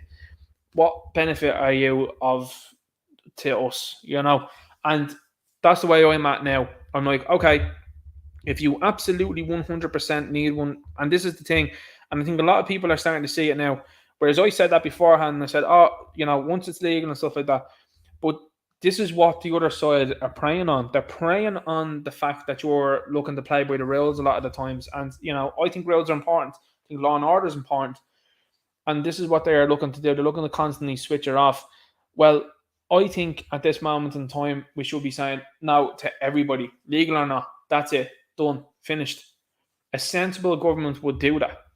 That's what a sensible government would do. And I think most people now are starting to get to that way of thinking, because you're seeing homes around Dublin get into six figures. That's not by mistake. You're starting to see homes start to creep up as well in countryside counties. You're starting, when I say countryside counties, any county that's outside. Now, there's some counties outside. We're a city too, like Cork, for example. Look, I hear you. But you see these places now that are starting to creep up in their own valuations. And this is something I talked about before. I know Toby was talking about it as well too. And he said that's what, spurred him on. And I appreciate that. The rural boys and ladies, they will get involved then because they'll see that their own progeny, they will see that their own children aren't able to afford in and around them.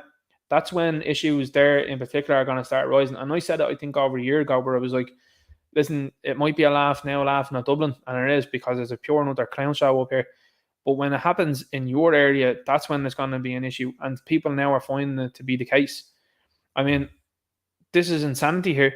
This is pure insanity, in my humble opinion. An opposition TD has said that the television sets provided to the refugees are extremely small. What? Like, this is scandalous stuff. These are things that are getting out there that are just absolutely out there. Aidan Reardon was responding to the government agreed a new policy which would mean refugees would only get one television. There's people out there that can't even get a gaff, and this fella's worried about TVs. Oh, stop. Then you see this here. This came from today, and they were outside the GPO. Now, this is something, I mean, look at this, lads. GPO, something that's a historic monument for Irish people, and you've got this nonsense then outside of it. It's absolutely scandalous stuff. But this is something that we've seen from the media, and the media did it last week as well, where they do this, what's called a perspective shot. So from this shot and this position, it seems like there's a lot of people there. But if you were to stand back across the road, maybe even where Cleary's is back over here, or maybe even over at Penny's here, and you took a picture of this crowd, I guarantee you it'd have been a small crowd. And it's the same last week. There's 50,000 there. Listen, doesn't look like, basic maths there, guys. There's definitely not 50,000 there. I'd say stretch it to about 8,000 max. And these people were all paid, not all of them. NGOs were there, and people were paid to be there. That's a fact. They were talking about it online. Free tickets up on a bus, meals and everything like that provided, and people were going, oh, sure, yeah, day out, grand up to Dublin, no, happy days. And that's what happens. Grassroots movements, on the other hand, don't need to have any sort of incentive. That's the difference, you see. And what last week was about was trying to put people off. It was trying to give this plumage that they were, oh, we're a bigger gang than you are. No. And I think it's something that Toby even said himself, and I thought it was very interesting. He said, do it next week. I think Mick O'Keefe said it as well too. He said, do it next week. Go on. He says, let's see it again. Let's do it next Saturday. Let's see you do it again. Oh, we can't do that. You see, that's why it's interesting stuff. There you've got the Michael Collins movie is brilliant. There's a lot of historical inaccuracies. Don't get me wrong on that. There's a lot of historical inaccuracies and things that don't sync up, and a lot of Hollywoodishness, we'll just say. But this guy, they nailed this guy. They absolutely nailed this character. And this is a character that everyone should become keenly aware. Oh my God. Because you see them all the time, But we'll keep going here now into the stream, and I'll show you some of the other stuff as well. But there you go. That's the clown show there. That's happening in Ireland. You hear this as well, lads, and this is just, I couldn't believe. Now, this to me, I think, is absolutely hilarious. Before you mock children who believe in Santa Claus, remember those. He can't speak. Before you mock children who believe in Santa Claus, remember there are adults who still believe in Sinn Féin. That's a good one there, I think. Look at this here, El Catherine. These people all don't look well. Sure they don't. Oh, that's something I keep noticing. Look at this here. Is that real? Ah, lads, don't tell me that's real there in the background, is it? Someone had to have mocked that up, did they? No way. Only cop that now. But all of these individuals as well, too. Look at them. Then you've got the flag here, this flag here, and then your old tricolour. Now, I'm just going to say this, and this is my view. When you have an image like this that comes out that's purposefully curated the way it is, it, in my opinion, is very telling. This is another Green Party individual. They all don't look healthy anyway. It's something that I always know. But look at what's given prominence here when she's signing in this nonsense that they want to bring in, this Ministry of Truth. The European flag and this flag here, the Irish flag covered up.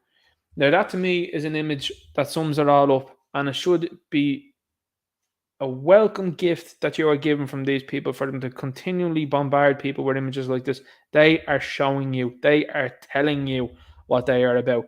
Forget the tricolour, block that out there. It's all about me, and look at what I'm signing in here, and it's to the benefit of this here. It's absolutely disgraceful. This is something else that happened last week. Councillor Karen Power, I attended to show support to our minority groups who face ist abuse, to show I stand against the far right. None of these people seem to be able to tell you what the far right is. I accepted there to be an anti-government sentiment. Now, remember this, the Green Party, who are in government, protested the government. They protested themselves. They're clowns out. I tell you, what a party. It's a dangerous party as far as I'm concerned. I think what they've been doing over the last few years, I mean, especially when you see their leader gleefully thinking about a one world, to me, that's a guy that should be under investigation at the very least. But is he? No. Fell asleep in the dog, should have been sacked for that. No, of course not. If that was you or me in our jobs and you fell asleep, you'd be told, get your P45 there. Now, I don't think people should be taking that. Should be going, no, I'm not taking that. No way. But anyway, looking at this, I accepted there to be an anti-government sentiment. People should always be allowed to be critical of the government. Shout and go home to a member of a minority community was disgraceful. Bald Politics here says, except that nobody did that, did they? They said go home to the Green Party, who was playing a role in fueling dislike against refugees and all non-white people in Ireland. Disgraceful, despicable, and disgusting of Green Party to hijack this for its twisted aims. So even their own don't like them. Oh, lads, you're running out of friends really quickly. Councillor Karen Power came back and says, no, they said it to him as a member of the party, but he had no banners or flags, telling a member of a minority group that they cannot stand in solidarity with other minority groups simply because of the political affiliation is wrong. Now, this is an absolute banger, lads, because here we go. And Hazel front and centre there as well, too. Look at the head. Anyway, you've got this guy here, Felgen Jose, and Hazel retweeted this here. I was shouted at during the Lake Katie DND rally yesterday because I was there with Green Party.ie. Go home and you're not welcome here are two sentences I never thought I'd have to hear at an anti-ism rally. The viciousness and lack of self-awareness was astounding.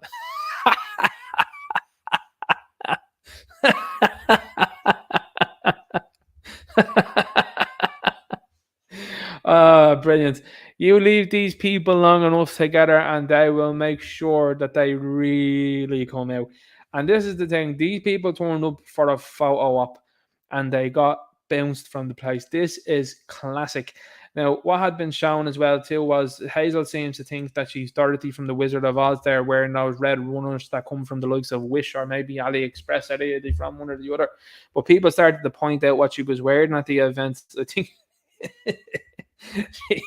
she had a pair of tracksuit bottoms on that were like, when you do a bit of painting in the house and you've got these old yokes, some fellas will wear them, they're from the 80s or whatever, these flare bottoms. Do you wear them as well?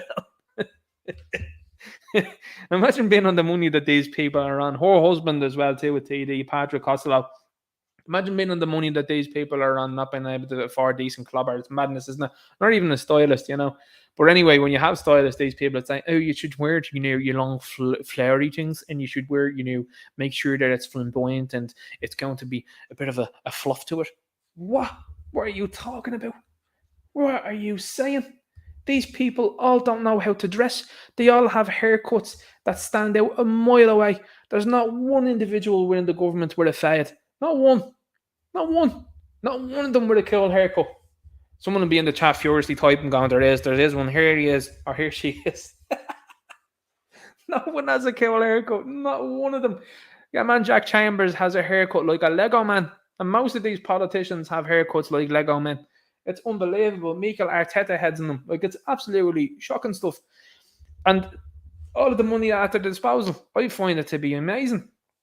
But anyway, going back to this, whilst having the lols, this is hilarious because there is absolutely no way that they could blame people that are far right. They are blaming people that are on their side. And as you and I both know, here's the thing, and something the satirical soldier had said beforehand. He's gone over to likes of Lebanon and has defended people over there that didn't look like him and probably didn't, I would say more than probably, most likely didn't have the same religious beliefs as he did. But he was over there, he was helping those people out. And then he comes home and he's been told that he's an Istaphobe for noticing what's going on around the country. Like you and me are. However, this side of the defence all focus on identity politics and what they look like. I didn't give a fiddlers about what Jason Sherlock looked like. I didn't give a fiddlers about what Phil Lynott looked like. Didn't give a fiddlers that Zack, the Black Power Ranger from Power Rangers, was the coolest dude on TV at the time. Didn't give a fiddlers. Didn't give a fiddlers what Wesley Snipes looked like as Blade. Didn't care. Couldn't have cared less. But what they've turned it into is people totally caring about these things here. And I think that's completely and utterly wrong. And this side push it on. You know, it was Morgan Freeman not too long ago that was asked about how you stop all of this ism and stuff. And he was just like, just stop talking about it. Stop bringing it up. Stop mentioning it. He's like, and it goes away. And then you see people forge, like this woman, attempted political campaigns on the base of what she looks like and completely and utterly flops. And now you're saying more of it. I think this is absolutely hilarious. And long may it go on, because to be fair to us, I think this side of the fence starting to just look and laugh and point, and I think that's what you need to do. So here you have over here, these TDs vote through a drastic and deeply damaging climate action bill. Their actions mean a vote for increased costs on all consumer goods, much more expensive electric bills, culling the cow herd, ending turf cutting, and of rural one-off housing. So Fianna Fáil, 34 votes, said yeah. So 128 votes, and then there was 10 no's. So you got the regional group, the rural independent group, and the independent group. Okay, Solidarity, PBP, yeah. Social Democrats. What's the story, lads? What's the update on Owen Hanley?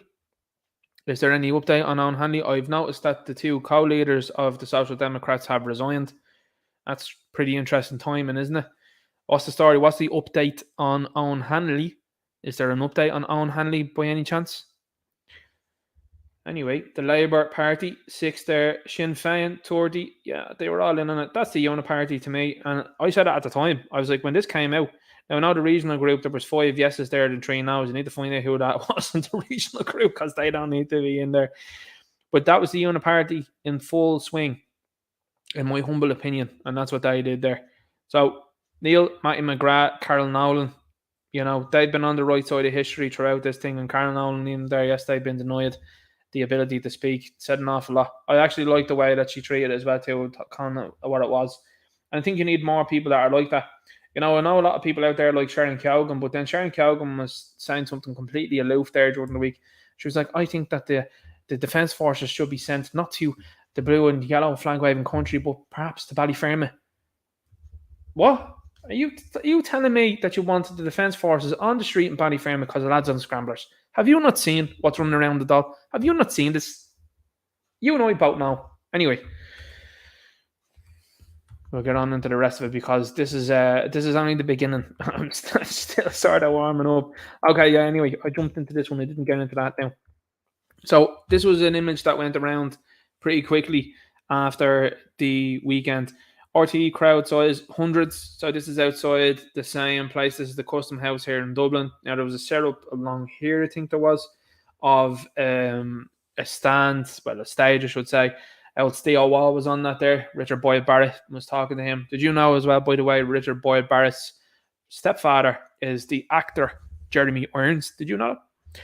Anyway, this is what happened beforehand. RTE said hundreds attend anti-lockdown protest in Dublin. RTE crowd side 50,000.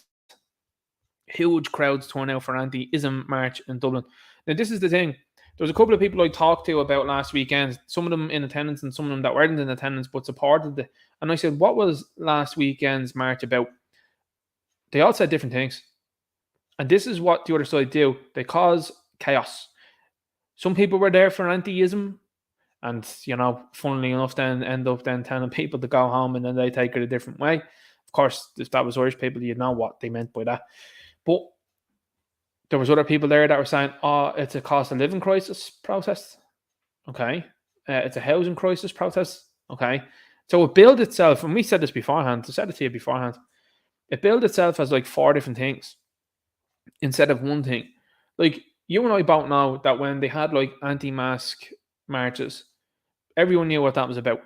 Everyone knew what anti-lockdown marches were about. Everyone knew what the I would say, segregation and discrimination passports was about. You know what I mean? How ironic is it now that you had people in the government and the media that were running around telling you that you should have shown your medical history as a QR code to people to enter a restaurant, a cinema, a pub, and a gym. Meanwhile, people are boarding planes in different countries with God knows what and what sort of past that they've had, arriving here, seemingly losing their documents in the meantime, and being told that they're as Irish as you are and are behaving as if they think they are.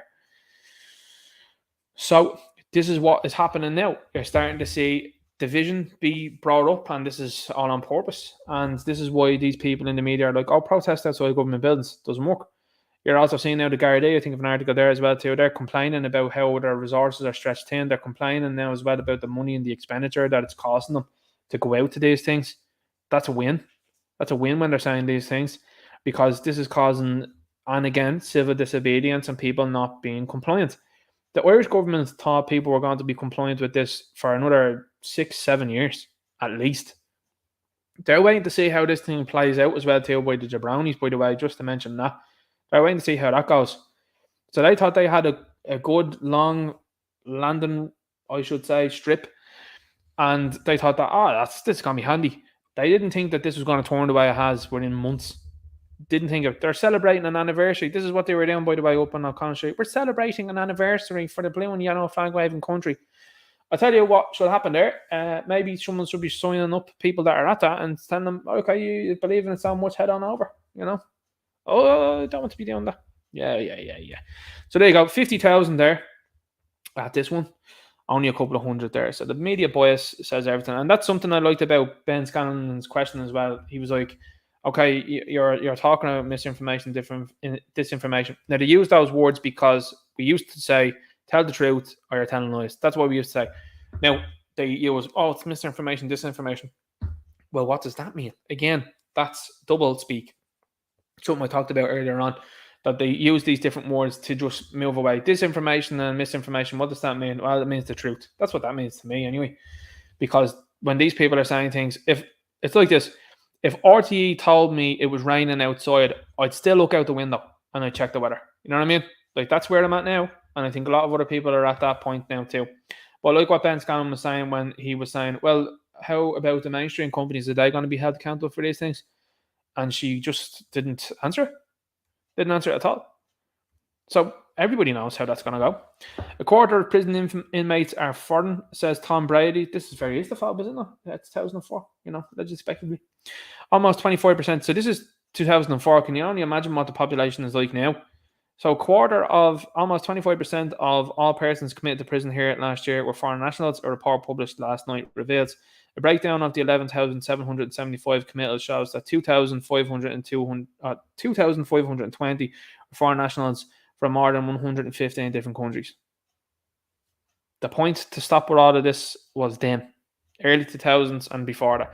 A lot of blame, and this is the thing. People are starting to look back and they're like, blame Mary McAleese. Yeah. Blame Mary Robinson. Yeah. Because they're the ones that opened the gates. So, allegedly, we say allegedly, especially, I mean, and people believe in that because Mary Robinson and Mary McAleese have been saying these things. But which future are you going to go for, Ireland? Are you going to go? Now, that's the Extinction Rebellion sign there, by the way. So, does that mean that these people were brought over from London? Were they brought over from England? These people? I thought you said that wasn't right. There's Sinn Féin's about to march with them there. But just cast your eyes upon the crowd here. It's like a Netflix adaptation here, as you can see. That'd have been Aoife beforehand, Ginger Aoife. They've changed that there. That'd have been Alva, Ginger Alva there as well, And as you can see here, very clear to see. Now, to me, again, it just takes images like that to wake up a lot of people. And this is what the problem is from the media and these people in these NGOs. They're like, oh no, they're posting out images and I'm just having to click on them and just go, look. Do you know what I mean? Like, it's very effective. You've got this guy here. Anyway, lads, what I'll do is, will I play the video and then show you what I'll do is would it be more effective to play the video and then it'd be more effective to play the video. This is a gift. Now, I could see the online, let's see how this plays now, right? Well, I could see the online chatter start to begin. Let's see if this then comes up. We'll give this a bit of billing now because this is hilarious, lads. Mark. Now, This got people's backs up real quick. But the point that I want to make about this is this, right? This is a win. The fact that this occurred, and this occurred on the 23rd of February 23, so this is just yesterday, people immediately were like annoyed about this. And I said, hang on, guys, hang on. This is a win. This is a gift, because now they have gone full mask off. This fella's sitting at the Oireachtas and they are saying things like this. And the most important thing I will say is, you see streams from other people, videos from other people. You know, and now Satirical Soldier, this is, I keep shouting him out. He's a very thoughtful and eloquent man, and he thinks about what he is going to say in videos. You know, as I know from all of the videos that I do, I'm shooting from the hip with an awful lot of them. I don't have a script, and that's why sometimes the wording you might say, no, I'm not sure if that makes sense. I don't know if anybody thinks that, but certainly sometimes when I'm listening to it, I do always be very critical of myself and say, I could have said this like this and I could have done like that. But as you know, this show is totally unscripted. I just say what comes to mind. Other people, and I really respect it, and that's what I want to just make that clear about. I really respect when people come to videos and they have it mapped out with what they want to say, and the points are hit and they're nailed. They're eloquent and they're done really well. I just think my style is a little bit different, and I think that's just what differences are about. But I really like that. If I had the time and effort, I'd do it. You know what I mean? But again, to be respected. But here's the difference. These guys, and this is the difference, by the way, if Satirical Soldier were sitting in front of the Oireachtas, you could bet your bottom dollar that that man would come prepared. There'd be no waffle. There'd be no spoof. He'd know exactly what he was going to say and how he was going to say it, and it was going to be well thought out and formulated. The other side, on the other hand, now again, you might be saying, Ninja, you've just criticized yourself for the same reason, but I could definitely pull multiple things that are going to be better than this, what this guy says. So this is a gift, and it just goes to show you how scattered these people are. This is 2 minutes, maybe less, of this fella talking, and everybody looked at that and went, we don't like this guy. Okay, stop. Word salad. Let's just make that clear. And then everyone went, hang on. Yes, word salad. And they looked at it and they started hearing what he was saying, how he was saying it, the body language and everything like that. And people have been laughing at it ever since. And that's important. That's the most important thing. Don't let individuals like this anger you. Mock it. Laugh at it.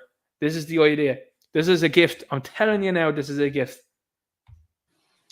Mark had indicated there as well. Mark? Just on the question around the international links.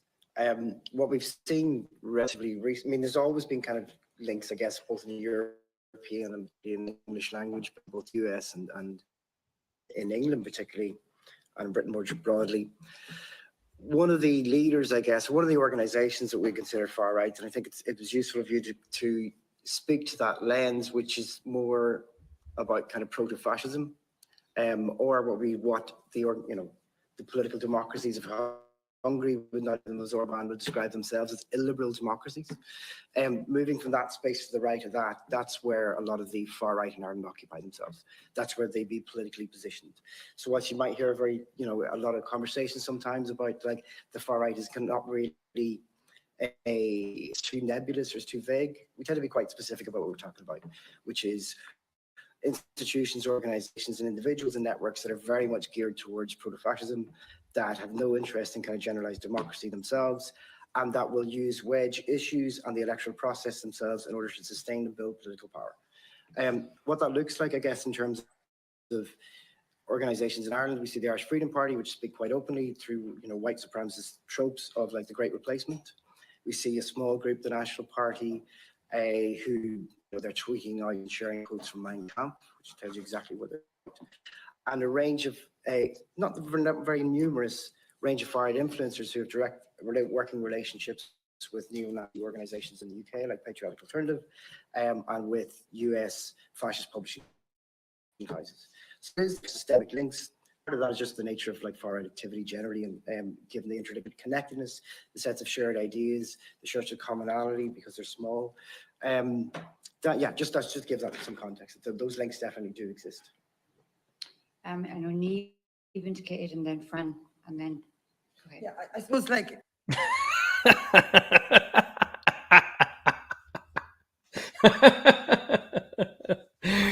Oh, stop. So it's utter scutter that you heard just there talking about all sorts. This is one of the people that was highly interested in the likes of the Voldemorts, very interested in the Jabronis, and someone that had, at length, from what I remember, if I remember correctly, someone that had been saying, "Oh, no, I'm not involved with any NGOs or anything like that."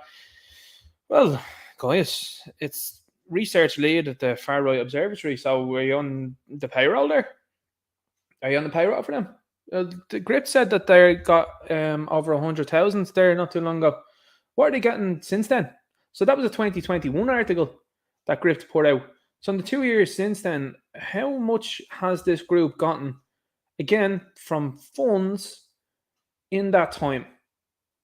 So a lot of people correctly predicted at the time and said these people don't seem to have real jobs themselves, as most people would say, but they seem to have jobs of just stalking and harassing people that are noticing what's going on. Now, here's the thing, and here's where you got to become objective and subjective with these things. What he says about the National Party in particular, shared in certain quotes, is true. That is true. And Justin Barrett put that out, we say allegedly speculatively, right? Put out a quote from a certain book, right? Now, when you read the quote, in the context that it's in, you look at it and you say, right, it's talking about youth, it's talking about young men. However, the faux pas and ridiculousness of quoting that in the time that you're in now cannot be understated. And that's why a lot of people in particular wouldn't take the National Party serious from now on. That's why. This is the big issue that is ahead. It's at loggerheads with these people. They like to think that people that want the country to return to the way it was and certainly want a safe and well-operated country with people that are fiscally responsible for bad decisions that they've made and people that are held accountable for all sorts. They think that those people are all generalized and thrown in that. That's not the case. It is absolutely possible that you can agree with people on certain things, like I just did there. I agree that they have shared a quote from a book, and the book is looked back at as something entirely negative. Now, you've got to also then realize that what we're being told at the moment about what's happening in the blue and yellow flag waving country, on the whole, seems like an awful lot of lies are being told there.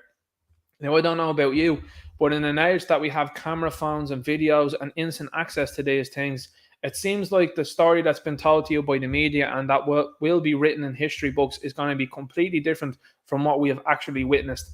So that, just bearing in mind when it comes to that, makes you look back at all events, not just one event, but all events through history and say to yourself, I'm not really sure if that happened. I'm not sure if that happened like that, and I'm certainly not sure if that happened the way you said it. So I think that's a fair thing to say. And I think when you look at the first couple of incidents as well too, the first one and the second one and what they're trying to agitate for the third one, you see the way things go. It's economic, it's political, and then it becomes kinetic. And this is exactly the same type of moves that you're seeing now. You're seeing now, for example, China are after entering the chat and they're like, listen lads, you should settle these things down, we should sort this out and we should give it over.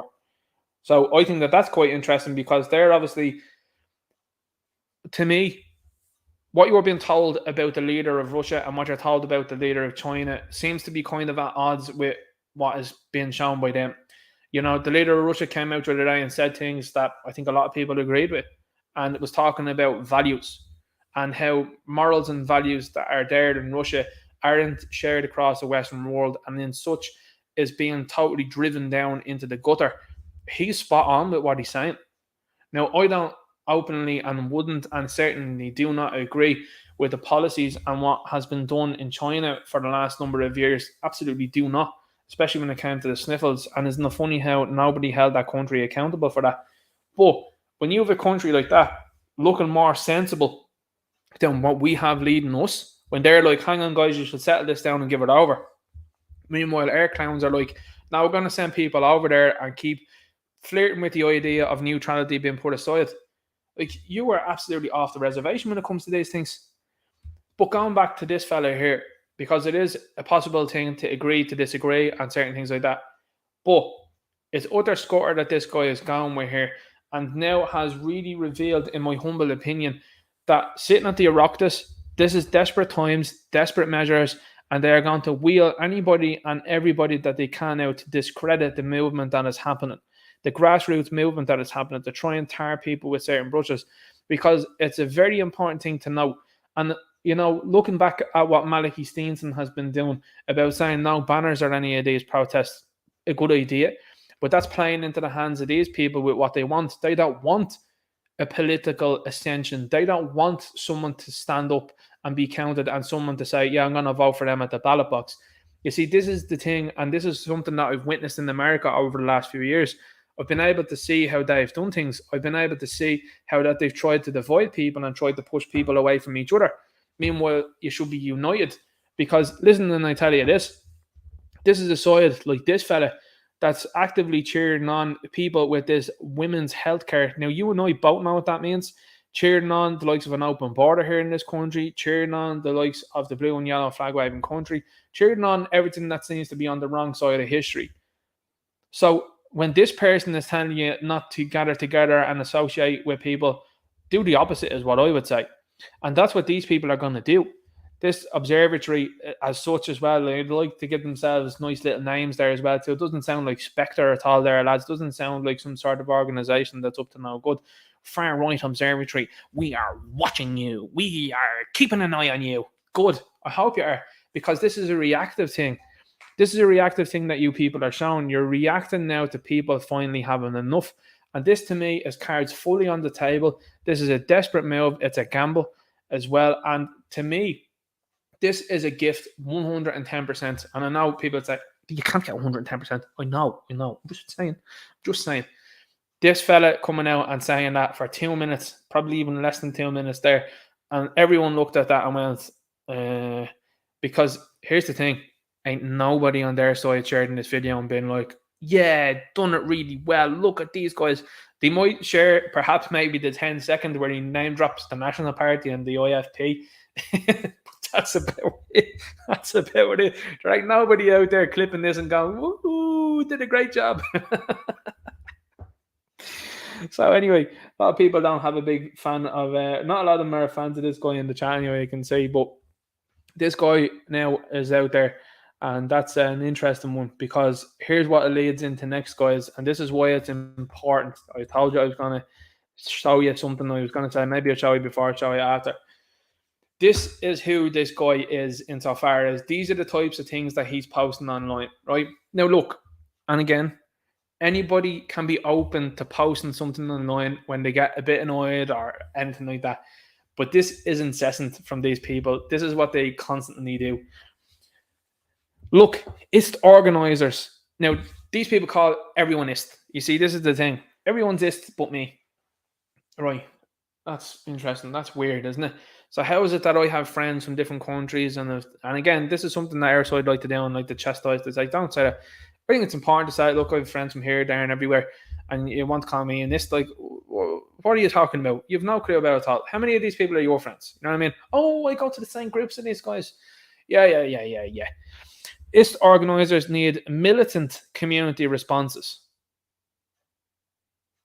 What about that? We're not thinking about that at all now, because I can guarantee you this. This is very similar, is it not, to the statement that was uttered by Graham Carey. Is this not similar? Is that not similar? There's nobody looking into this, though, is there? That's strange. F them out of your pub. F them out if your fitness clubs. F them out of your GAA club. F them out of mass. F them out of the TV studios and radio panels. Full solidarity with Martin Kennedy. Now, Martin Kenny, not Martin Kennedy. This word, as I said to you, keep an eye on that. Solidarity, stakeholders. All of these words, by the way, are all letting you know they're signaling to each other. This is what they do. And this is a big one. This word creeps up. I keep telling you about it. Creeps up all the time. That's coming back from 2019. Now, I know a couple of people online are going to be keeping an eye. And this is the other side of these things as well. Because now that this fella's turning up at the likes of the Oireachtas and that now, the observatory is going to work the other way because people are going to go, look at who was at the Oireachtas. This is the type of things that this guy was saying, and all of the other stuff. This isn't even the worst of it, by the way. But look at where he's looking at it from the position of, he's calling for militant action here. He's talking about the pub. Look at the social gatherings here. The pub, the fitness club, the GAA, the mass. Now, why are these things important? Well, on a bigger scale, because don't forget, these things are way bigger than just being a social thing. What do you notice about these things? The pub, yeah, sure, that's not a fitness thing. Absolutely not. But it's particularly where men gather, right? Now, people say, oh, women gather at the pub too. Yeah, they do. But past generations of men, and men in general, if you walked into any given pub now, who do you think is going to be the majority in a pub? Is it men or is it women? It's likely to be men. So men are at pubs. Fitness clubs, both men and women at that. But what's important about that? Being fit. Testosterone levels being up there. Out of your GAA club, what's the importance about that? Being fit. Testosterone levels are up. Out of mass, spiritually stopping you from engaging, and then also socially. So you're seeing the social, spiritual, and physical levels that these people are aiming at. Real easy. They're telegraphing it every single time. It's real easy. It's like when, you see, I don't know, maybe to explain it, Fred from Manchester United passing the ball. You know where he's going to pass it. There's nothing clever about it. It's just straight ahead and you know where it's going to go. It's like Michael Carrick as well, when he used to play for Manchester United. Some people get upset with me for this. He was a barber player, short, back and sides. You knew every single time. Short, back, sides. You know every single time where he's going to put it. But this is what these people are constantly telling you. You shouldn't be fit. You shouldn't be spiritual. You shouldn't be engaging with other fellas. You shouldn't be, and I mean, the other side, they'd be like, engaging with other fellas, what are you talking about? No, what I'm saying is being involved with other guys and being friends and talking to them, because men are men. And when they see something, it's very difficult for them to turn their head and look the other way. So TV studios and radio panels, the last one. And I would say even probably the most important thing, these people are keenly aware, and this is something that they're talking about collectively as well too when they're talking about, say, the online stuff. They're concerned about the online stuff because it is gaining traction and they're seeing the view counts. Like, you've got media corporations that are out there, and I'm sure that I've talked about beforehand, that have got, as I said, 100,000 subscribers. I think I might have had it down here. I think I have a video down here I have from the BBC. 105,000 subscribers. Anyway, and they've got 76 likes. We'll talk about now in a moment and who it pertains to. You're seeing mainstream media articles like I showed you earlier on there have 16 likes, thousands of views, and this little clown show, this Gonzo production, Clown World Commentary, is out liking it with less views. Not only that then, but how is it possible then that someone who is a sitting member of the government has less likes than this Gonzo production after an hour? That person had that tweet up since the morning, and I had more likes in an hour than they did, and I would say probably more views at this moment in time, perhaps, maybe less. I'd say probably it's less than 20,000, so yeah, I'm wrong on that. So less views, more likes, doesn't add up. Sure, it doesn't almost seem like you're the majority, and this is why the control of the TV and the radio is imperative to them to keep going what they have going on. This is why you're seeing a reaction and an overreaction from them so quickly, because they realize now, the narrative is getting away from us. And see, this is a big thing that they come at as well, by the way, too. They're like, we'll stop these guys getting live stream and we have to put pressure. This is what they're all about now. We all have to put pressure on social media and different platforms and all that. Here, do you think that that's going to stop anybody? Because you're wrong. If you think that one platform stopping someone is going to do something, it won't. Look at Satirical Soldier. They don't have him back on Twitter. He's doing brilliant work on Telegram. Philip doing brilliant work on Telegram. Now, this is where these people are trying to aim at next, because they don't like that info getting out there. And this is a constant thing. But let me tell you this. This certainly isn't about money for any of these people.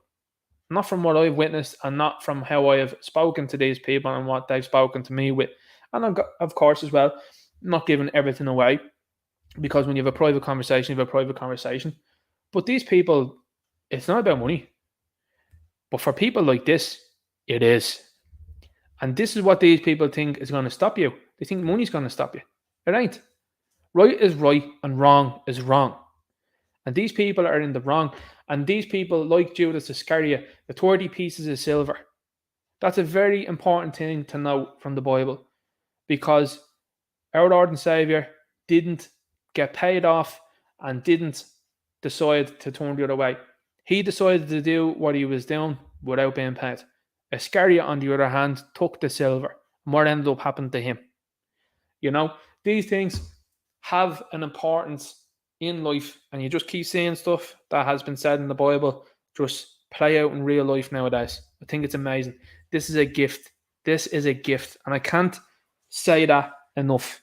It's absolutely wonderful, and I think the energy around this has been great to see. A lot of people have been looking at it and been sharing it happily, and that's not what this side want. They thought that this was a win. They thought this was going to be a snide little couple of remarks. Doesn't work like that. You can sit and pause and think about what you're going to say on Twitter. When it comes to things like this, you ain't as smart as you like to think you are. So we'll keep going out on into this. This is the one from Ballyfermot. This is an incredible video insofar as what's happening. Now, like I said earlier on, the backstory to this seems to be that there was a funeral for someone and nobody knows. Again, context is key, is all I'll say. Context is very key. This happens mid-incident, so I don't know what happened beforehand. Nobody seems to know. But anyway, there was fellas on motorbikes that were hanging around, particularly scramblers. Now, I know what you're going to say to me. Ninja, scramblers aren't road-worthy vehicles. I'm hearing you on that. But have you seen the roads lately? It's like I was showing up above. I did that on purpose. Have you seen the roads lately? I think the scrambler is the only thing that can probably handle those roads. The amount of people that I've spoken to that have broken an axle or they've had a tyre that has been punctured. And I mean, this is serious stuff, by the way. And accidents that have happened due to bogey roads. Thought you paid loads of road taxes, didn't you? You know, it seems like those NCTs and all that and all the other sorts of muck that you pay for the insurance and tax doesn't seem like it's going anywhere, does it? Certainly not going into the roads. I regularly have that conversation with people, by the way, about roads. Anyway, that's just me. But looking at this incident here, I don't know what happened beforehand. And I say that about everything. I'm consistent with that. I don't know what happened beforehand. And it's like even these videos that are coming out as well too, like mid-recording, like if it's starting at one point, I'm not sure what happened before that. You know what I mean? But if you have a live stream, for example, and that's why live streams with like Philip, for example, are important, because he's showing you from start to finish what's going on in every sort of interaction. And I think that that's important because, of course, things will be clipped for sure, but you can see from start to finish how things go. But this incident occurred in Ballyfermot, and the response to this now has been quite interesting. Like I said, no energy for illegal immigration, loads of energy for the lads on scramblers. And it's just something that's in Irish society, you know what I mean? I'm going to just say this. It just seems to be an Irish culture. It just seems to be here. I haven't seen anything like this across in any other country in the world. You see people on Harleys and stuff like that, but when it comes to like scramblers and all that, this is just unique to hear. Everybody, and I mean everybody in Ireland, knows someone and knows certainly in your own areas. You'll say yourselves now in the chat now, and guarantee you, where you'd be like, Christmas morning, what's the first sound that you'd hear on a Christmas morning? Someone's out getting a brand new scrambler. And this is the thing. A lot of the places where these people used to go on scramblers would be into fields. And what's going on with the fields now? Well, they're after taking up the fields because they're building on them. And for a lot of people, they're not from here. So it's a catch-22 when it comes to these things. But you see two guys in uniform here. Well, they're in what seems to be undercover. One fella's in skinny jeans anyway. And then he's wearing a body warmer. It's one of those body armors, is it? Vest anyway, we'll just call it that. We'll call it a vest. Looks to be spilling out of it a little bit. The fitness regime in the Gardaí doesn't seem to be 100% these days. But you start again. Look, I'm gonna, before I start the video, I'll preface it with this: I don't support and condone the actions that are taken in the video. Okay, just want to make that clear. You're also seeing though society start to disrespect the Gardaí more because they have witnessed what has been going on. They have witnessed people standing outside the likes of the City West. They've witnessed wearing what seems to be snoods, neck gaiters, if you will, face masks. They've seen all of these things happen. And you have a population and group of the population that feel real hard done by. And a lot of these areas, by the way, just to point this out too, these areas are places where people may or may not be on, say, for example, a HAP list. Not even that, and I'm not disparaging the area at all, because there are people that are hardworking people in this area that can't buy houses in that area because the government and the council are coming in and buying up property and putting people in them. So your own family then have been moved out to God knows where. So that's going to make these people annoyed. And then you come along, and again, like I said, I don't know what happens beforehand, but certainly the result of this is there's a load of lads there, and then you've got two fellas in what looks to be uniform then, and they back away real quick.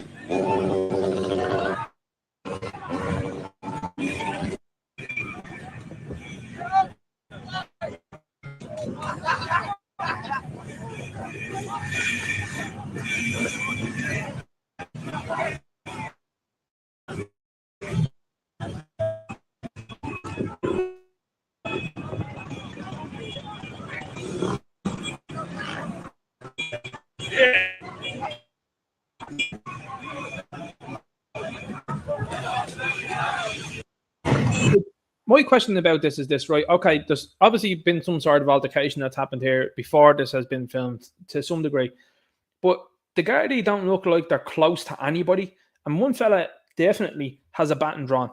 Why is he doing that? Like, if you were a fella in uniform, and this is the thing, like, a lot of these fellas go out here and they think they're RoboCop, and listen, it's not something I'd recommend, because you have a group of fellas there and you're deciding to draw a baton for whatever reason. Now, I don't know what you decided to draw for, but you've definitely antagonized the group then with doing that, because you're looking to get what seems to me, again, respectively, allegedly, it seems like that seems to be an aggressive move to me. And what you're deciding to do then is deciding to do something when there's only two of you, to be clear as well too. That's a bad idea also. That maybe hasn't been trained, when you're in a territory like that, and certainly when you're outnumbered, that's a very bad idea. And then your friend is clearly, when I say your friend, your colleague is clearly stunned, and he's the bigger of the two guys too. So he's clearly stunned because obviously someone threw something, which again, as I said before, I don't support nor condone, I disavow 100%. And so he's stunned. So at that point in time, like, you're in bother. You're in serious bother then at that point in time. And I can see this sort of stuff happening way more regularly. And again, not supporting, not endorsing, certainly not condoning it and disavowing it. But this is going to become more regular, because when people see what's been going on, they're not going to respond to these things well. And you've got fellas that are on scramblers there, for example, and they have overwhelmed this situation. And this is only a couple of heads in scramblers. Like, it's not good viewing. It's not good optics at all. Now, what I'll also say about this video is this: it prompted a discussion online from certain people and certain posts, by the way, from the likes of, as I said as well, certain blue check marks, because some of their listeners bought into everything over the last few years. And you had people there that were actively calling for, if you're outside of this country and you're listening to here, the Gardaí at large, our police, do not carry boomsticks, right? It's a specific unit, and as far as I know, detectives that do, from what I understand. But our general police don't carry any of these things. There were people suggesting that they should be. Now, two sides of that coin. I see that. I understand what you're saying, because the group definitely would have backed off if something was produced. However, going back to what I said about the Dark Knight trilogy, it's something that Commissioner Gordon says. If you decide to engage in things like that, then everyone will engage in things like that, because people are going to look at a situation like that and say anything could have happened, and a response could be again catastrophic. And you are doing things in situations like these where you're telling the media that you're understaffed, that 25% of the staff that you need have now been cut. So you're down a quarter of the staff that you needed, which is already understaffed. And then you send two fellas out to an area like this. Like, I would just love to know the thinking of the fella in the uniform in this, because it boggles my mind. You 50 odd fellas probably hanging around here. I'd say the large majority of them on scramblers, and you've gone out of a car and drawn a baton. I just don't get it. I just don't understand it. And again, it factors into the whole things that are going on in the world at the moment, and certainly in this country, where people look at it and they say, hang on here for a second, they're bothering fellas here with scramblers, but people that are up to all sorts around the country, not doing much about that. And this is where disconnect is happening, and why people particularly in more working class areas are just having a massive disconnect. So there's problems afoot and ahead, but I don't know. As I said, the whole story to do with this, I only seen this recording, and it's not good viewing whatever way you decide to look at it. I just don't think it's good at all. Looking at this here, safety manager alleges cover up at pharma giant Roche. World Work Relations Commission hears claim of whistleblower retaliation and unfair dismissal. And I just said, I am shocked. Absolutely shocked to see a company would do something like that. Beat the blue and yellow flag waving individual musician who found refuge in Leo Varadkar's house. Oh, fella. His name ain't Kalechi either. It's weird, that one, isn't it? Was this individual selected? Seeing Neil Richmond's there and Leo Varadkar posing with another fella, allegedly, expectedly from the blue and yellow flag waving country. He was on work. He was at, he was on work experience with us, okay? And we got a nice photo up. He's going to go back to Kiev. Really, yeah. We'll see about that. So, you have this here. Ukrainian refugee Olesia Borsuk did not know who Leo Varadkar was when she moved in with him and his partner in May 2022. What's Leo's partner up to these days? Is he still with Leo? Now, that's something I said a while back, and I said after the video that came out of Leo Varadkar with the young lad, I was like, do you know who would be an ally in terms of letting people know what's going on? You see, this is the precarious nature of these things as well, by the way. I'm just letting you know. If you were this guy's partner and he does something like he's done there must have been, again, I don't know if they're still together or anything like that, but there would have to be some sort of major agreement or something like that. But could you imagine if there was a breakup there? The stuff that your other man would know would be just out there. It'd be out of this world. Let alone this one here. But isn't it weird how we don't seem to have anybody from a different demographic living, or different ethnicity living in with Leo and the partner, isn't it? That's weird. The fact that came in and work experience as well too, not a different demographic or ethnicity, that's weird as well too. Because all we've ever been seeing is people that don't seem to fit the demographic or ethnicity. That's a strange one, isn't it? Also seem to be hailing from Albania and Georgia and India. A lot of them, Somalia as well. There's another incident out in City West there the other night that's beginning to pop off again. So that's another one that's going to be interesting. It's great to see the left admitting that, mixing people together doesn't work. Garda numbers cut by 25% in besieged Ballyfermot station. Renewed calls for government to act on violence against Gardaí and communities. Like I said there up above, I don't know the entirety of what happened in that situation, but Robocop here deciding to get out of the car and with 50 odd fellas and deciding to draw a baton. Terrible idea. Like, if you're his boss at some stage of the game, you have to be called in, because none of these people seem to, there was another video that emerged and these fellas were out and around the Red Cow, driving and weaving and stuff like that. There wasn't any, didn't seem like there was any guarded cars out there.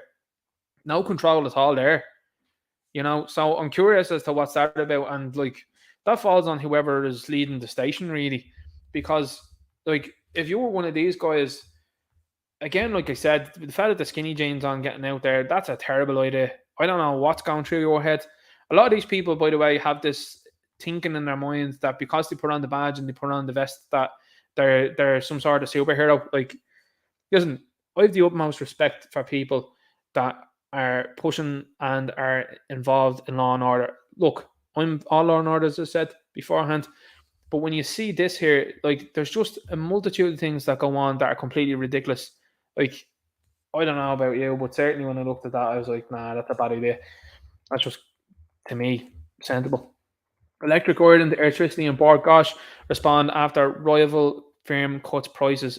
So Pinergy was the one that cut prices, and all of these other companies, Electric Ireland, Bord Gáis, Prepaid Power, and SSC Electricity, have released statements. They all just waffled. They were like, "We keep an eye on the market. And just it's too early to tell, and the units affecting prices will actually come into effect later. Yeah, you should be cutting the bills now, though. We have to wait and see how the market goes." Now, Pinergy have said that they're reducing theirs. By the way, that's probably, I'm not giving anybody a shout out here, and I'm not promoting anyone, but I'd certainly be looking at Pinergy then and seeing what the difference was in cost between them and this guy. That'd be just me. Kick the wild sleeping. Asylum seekers live on street. Abdismabad, Abdiabdil, Ali, and Arif. Now, these are obviously pseudonyms, I assume, there from that. But could they not play? Lads, come on. Read news, come on. Give them names like Killian, Sean, Connor, because these guys are as Irish as we are, this is what you keep telling us. But you decided to give them these names with asterisks beside them. What's that mean? Does that mean that you're not giving a surname, or does that mean that these are fake names? It's a bit weird there. And you're not giving them Irish names. Very weird. Arrived in Ireland in the days and weeks since 24th of January. Now, Abdismabad, Abdi Abdil, Ali Arif. Do you reckon that they're from the blue and yellow flag waving country? No, I wouldn't say so. It sounds very Middle Eastern names, don't they? Yeah, they do.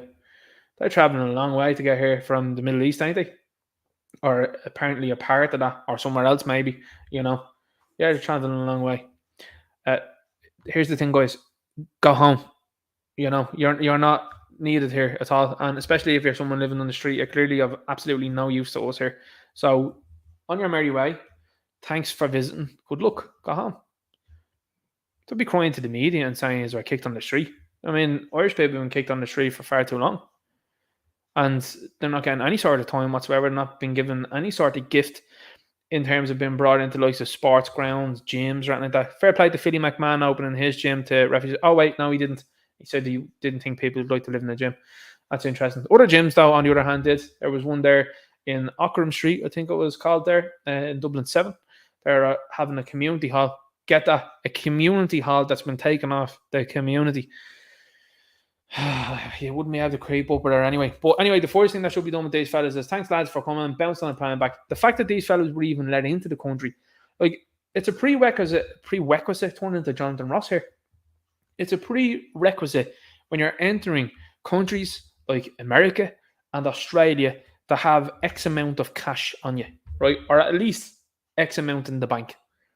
Now, I know you and I both think what they think there. If they're viewing your bank, they're up to all sorts. But anyway, when it turns to that in those countries that seem to have sensible immigration policies, oh my God, it's getting late, guys. Turning into a politician here, not being able to keep up with the words. When you have sensible immigration policies that these places have, and we don't, we're letting people in that are just bums. Why are we facilitating that? Hang on there. How much do you have, Abdismabad? You've got nothing. Well, I'll tell you what, on your merry way back to where you came. Good luck. That should be it. Defence Forces to join training of blue and yellow flag waving soldiers. Ireland doesn't come down and support this, I can tell you that. But this is a clown show here in the Defence Forces. Telling you, lads, you just want to be having a fairly stern word fairly quickly, because these people are going to put you in danger. They have ramped up the speaking points in trying to get people involved and to try and throw the neutrality of this country away. Now, I seen one fella earlier on that was talking about we've lived under the Americans and, we've lived under the blanket and safety of them. Yeah, cool. We've stood on the sidelines, happy days. And the reason why is because that country possesses loads of stuff. Now, here's the thing. That country's been bounced out of a few other countries. So when it comes to these things, I reckon we should be looking after our own people, first and foremost. But I definitely don't think our defence forces should be sent over there to be helping these people out. That's a bad move. And that is escalating tensions, and it's escalating problems between us and a country that has a lot of power and has a lot of say-so and probably will in the future. This is political stupidity at best and sinister at worst. This is incredible to see the level that these people have gone to and sunk to so quickly. Absolutely no rationale being given here at all. Oh, we're going to help them. It's a good cause. No, whoa. Hang on there. Their dude is running around the world collecting checks on private planes, wearing his little outfit, the little olive green thing, his little costume. And the Klitschko's haven't been off social media since this thing kicked off, taking pictures.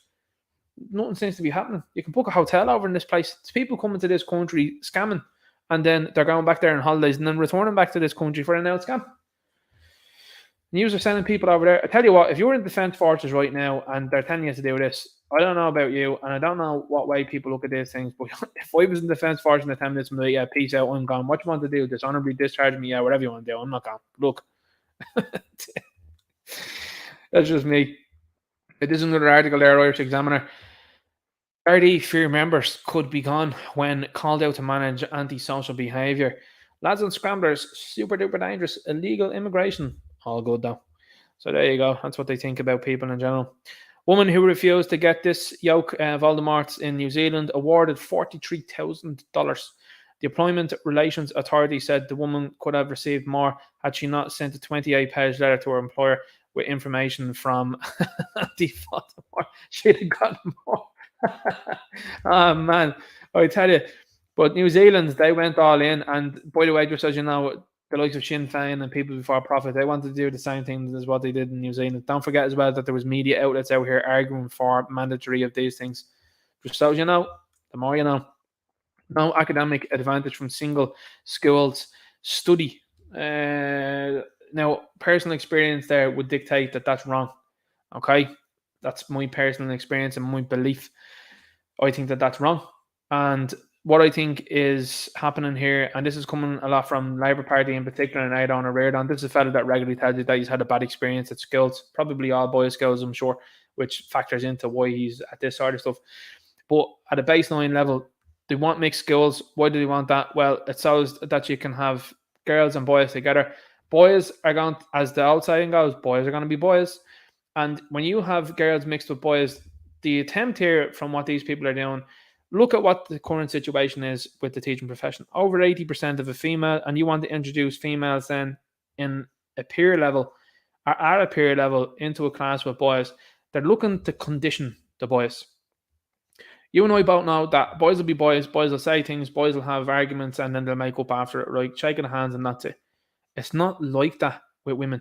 And if you are going to be involved with women pretty much from all day and all night, then you are going to be conditioned to behave like that. This is why you see this low testosterone individuals that are out there. Look at the left. There ain't none of them. That's why they're appealing to this local champion nonsense, giving people a few quid, allegedly, expectedly, that are going to lend some attempted credence to these things, because these people are weaklings. They're feeble. They've got a lot of feminine traits. Oh, I'm going to name call you. Most fellas laugh at it. What are you talking about? You need you. You know what I mean? That's it. That's my response to it. But this is what they're trying to push forward now. And when you're seeing this as well, you got to be really clear as to where they're wanting to go with this. You know? Former Garda arms specialist accused of theft and illegal possession of grade material. Interesting stuff there. That's certainly interesting. More than a 20-hour wait to see a doctor for patient who presented at Tala Hospital's emergency department, new report. So Warden's full then? Is that not the case? Bob Geldof repeatedly misgendered Sam Smith on This Morning as viewers fume. So Bob Geldof attempting to place it in the conscience, you say, that what Sam Smith is doing is normal when it isn't. Okay. But just as you know, there was Bob Geldof there 2 years ago. So 2 years ago, just so you know, this is BBC Sounds on YouTube. They have 105,000 subscribers. There were 74 likes on that video. I'm going to make a bold prediction right now. There's probably more than 74 likes on this stream. And this has happened this evening with way less subscribers. I'm nearly at 5,000 subscribers now, by the way. So I bet you people will be like, I'll put money on that. I guarantee you that there's more than 74 likes on the stream right now. There'll be someone furiously in the chat being like, Ninja will catch up with this in about an hour. But 6,800 views in 2 years with Bob Geldof. Looks like no one cares. Well, I find that to be interesting now that Geldof is out here now saying this here. I think that's interesting. And he's trying to play the old codger, you know, oh, I'm 71 now. Well, I think he's 70 on this. I'm 72. I've just been dining out on one song for the last 40 years. I'm living in England and I did Band-Aid. Band-Aid. Right, just give me your money. Just give us the money. Well, what happened there? We give the money to Africa. And what happened then? Seems like a lot of them use that money and now they're showing up here. We have a wine business in Ethiopia. They like wine over there. he said that in an article. But see, this is the thing, right? They're going to try and put you on side with some of these people. Yeah, oh yeah, Bob is right there. But also in the meantime, you know, we think it's right, but they're trying to put it into the public conscience. Look at how this is worded. Bob Geldof repeatedly misgenders Sam Smith. He was calling Sam Smith him and he, right? Everybody knows the story there. But Sam Smith is out there running around saying he's a they, them. And he was saying there last week, I'd like to be a fisher and I would like to be a fisher them. These people look and interview this dude with a straight face. Like, it's mad stuff that you're saying now. And hilarious, to say the least. But there you go. That was Geldof and he's saying to people, what's your problem? What's your problem? You're the creeps you are. That's ironic. Coming from this guy. Oh, stop. This is a good one there. That's the Orbital Bacon stream. If you haven't seen it yet, check it out. Great thumbnail that he used. Optimus Prime as well. It's the Orbital in the stream. I said to him, listen, Optimus Prime from the Bay movies. These people all seem to not like him, you know, because that Prime don't take no messing. Ministry of Truth there. Did that video. You got friends in NGO places. A lot of people loved the title and the thumbnail. I try my best for the NGO mates.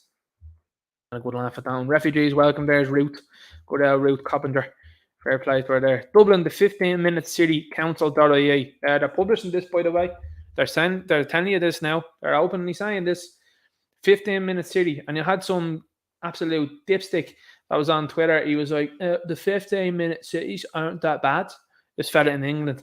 And if that accent was terrible, I do apologise. You know, I am trying new things here. But this guy was saying the 15-minute city isn't that bad because, you know, the local groceries and local cinema were always 15 minutes away. And you're like, you don't seem to understand that the idea of these things are to confine you. It's not to do with anything that you think as time's gone by. It's to confine you in this area. It'd be like Omega City 1 from Judge Dredd. Do you not seem to realise this? This is the way they're all aiming. They've begun it in Britain. Just as you know, they're protesting in Britain about this. They're putting bollards up in the streets. They're just arriving, like the water meters, just arriving and putting bollards up. And people themselves, again, not supporting our not supporting or endorsing and disavowing and disavowing this. People are taking the bollards down themselves because they're all wide to what's going on. They're actually stopping vans and cars getting up and down streets. They're just plonking these things there and then they're walking away and the people come along, take them away, and then they go back and do the same thing again. It's like a Monty Python sketch. But they're actively doing that in Britain. And they're just dividing the places up into little grids. Mad stuff for this. Here's the video, and this is something I thought, look at this here, Fintan Hotel, just before I jump into this as well too. Why is the government scrapped the golden visa scheme? Boys were on it. That's why. Complete sellouts. Onus on us all to challenge narrative that single males pose threat to communities, TDs, tolls. Nonsense. Absolutely nonsense. Weird fella here, 24 hours later, he was back out on the streets. Clown stuff. I just saying the law in this country and certainly the judicial system is inverse. But what I'll do is I'll end this thing on a high in so far as having a law. This was Ruth Coppinger, and this was the person that I clocked straight away when I saw one of the videos. I was like, that's Ruth Coppinger. And the way she synced away, I thought it was really interesting. I thought it was very telling. So it's this video, I believe. Look at this thing with the mask on as well, too. My God. She's wearing a coat like one of like Doc Cotton. Is it there from Coronation Street? Coronation Street? Be people in the chat now furiously typing in going, it's actually this soap, Ninja. It's actually EastEnders. What are you talking about? These coats. Stop wearing these. You look like the Vulture from Marvel Comics. Anyway, look at. Well, yeah, I didn't even cop this the first time with the haircut. Like, my God. If ever there was an image of people that have just bought into these things, there you have it right there. Look, you know what I mean? It's just so striking nowadays. And I said that to the old lad not too long ago, and he was saying to me, he was just like, isn't it mad how you just look at someone now and you can just tell? And I said, yeah. I said, it's like years ago, I said people used to wear football jerseys, you know, and it's obviously they're United's part of Liverpool's part. I said, people are doing that now. This is how they just look in general. I was like, I'll instantly know whether someone's worth talking to by just looking at them now. Like, and that's a sad thing to say, I know that, but that's how it is. I'm just looking and going, nose piercing, shaved head, multicolored hair, frumpy. Nah, I'm all good. And same for the dudes. If I'm seeing the fellow with noodle arms, I'm just like, nah, I'm not even talking to this guy here. Might be a nice deal, but just saying.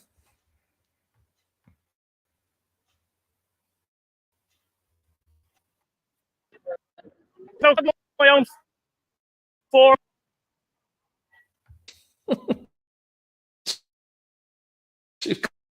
Look. Feted male migrant in your home. Would you like feted male migrants in your home? The funniest thing about that was he said it and then sort of like started walking and questioning her as well, and she just totally blanked him. Weird, that, isn't it? It's not great, Ruth. You're not leading by example there. I have a piece of paper. So I can see her laughing there. You're trying to smash racism. Would you like to have a vetted male? Are you arrested? Why is this fella dressed like Walter White in season 1 of Breaking Bad? Like, what is it about these people and the way they dress? Like, unreal. Against refugees. I have a home in my house. Now, that's the difference between him and me. I'd be like, no, I wouldn't have any of them here at all. But yet you're here preaching about racism, but you won't have those in your home. That's this is why now that's what they do as well too, by the way. That's something that we've seen from the blue side in America. They just laugh at things like that. They try and laugh her off. You've seen that from their vice president, by the way. She just tried to laugh her way through things. It probably happened here too as well. They'll pick up on that.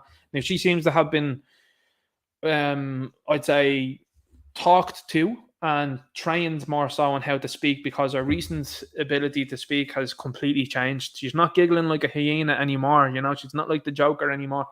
But this is something that's a trait amongst these people. I don't have anything to say. I'm just going to laugh at you.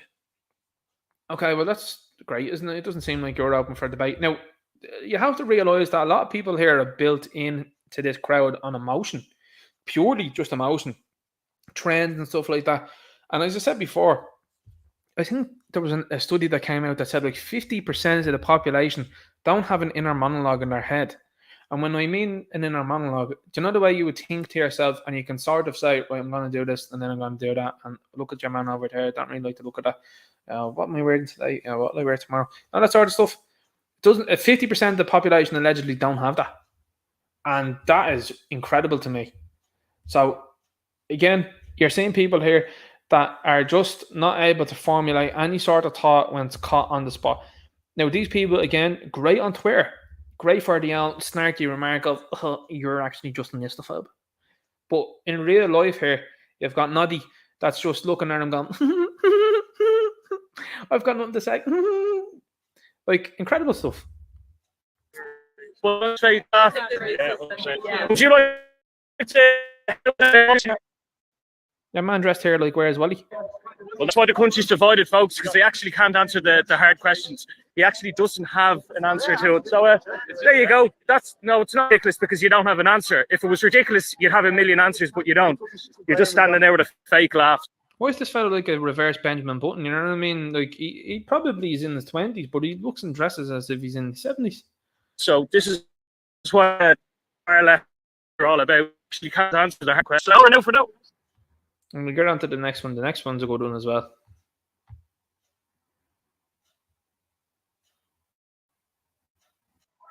Welcome. There's a house who would like to have a migrant in their home.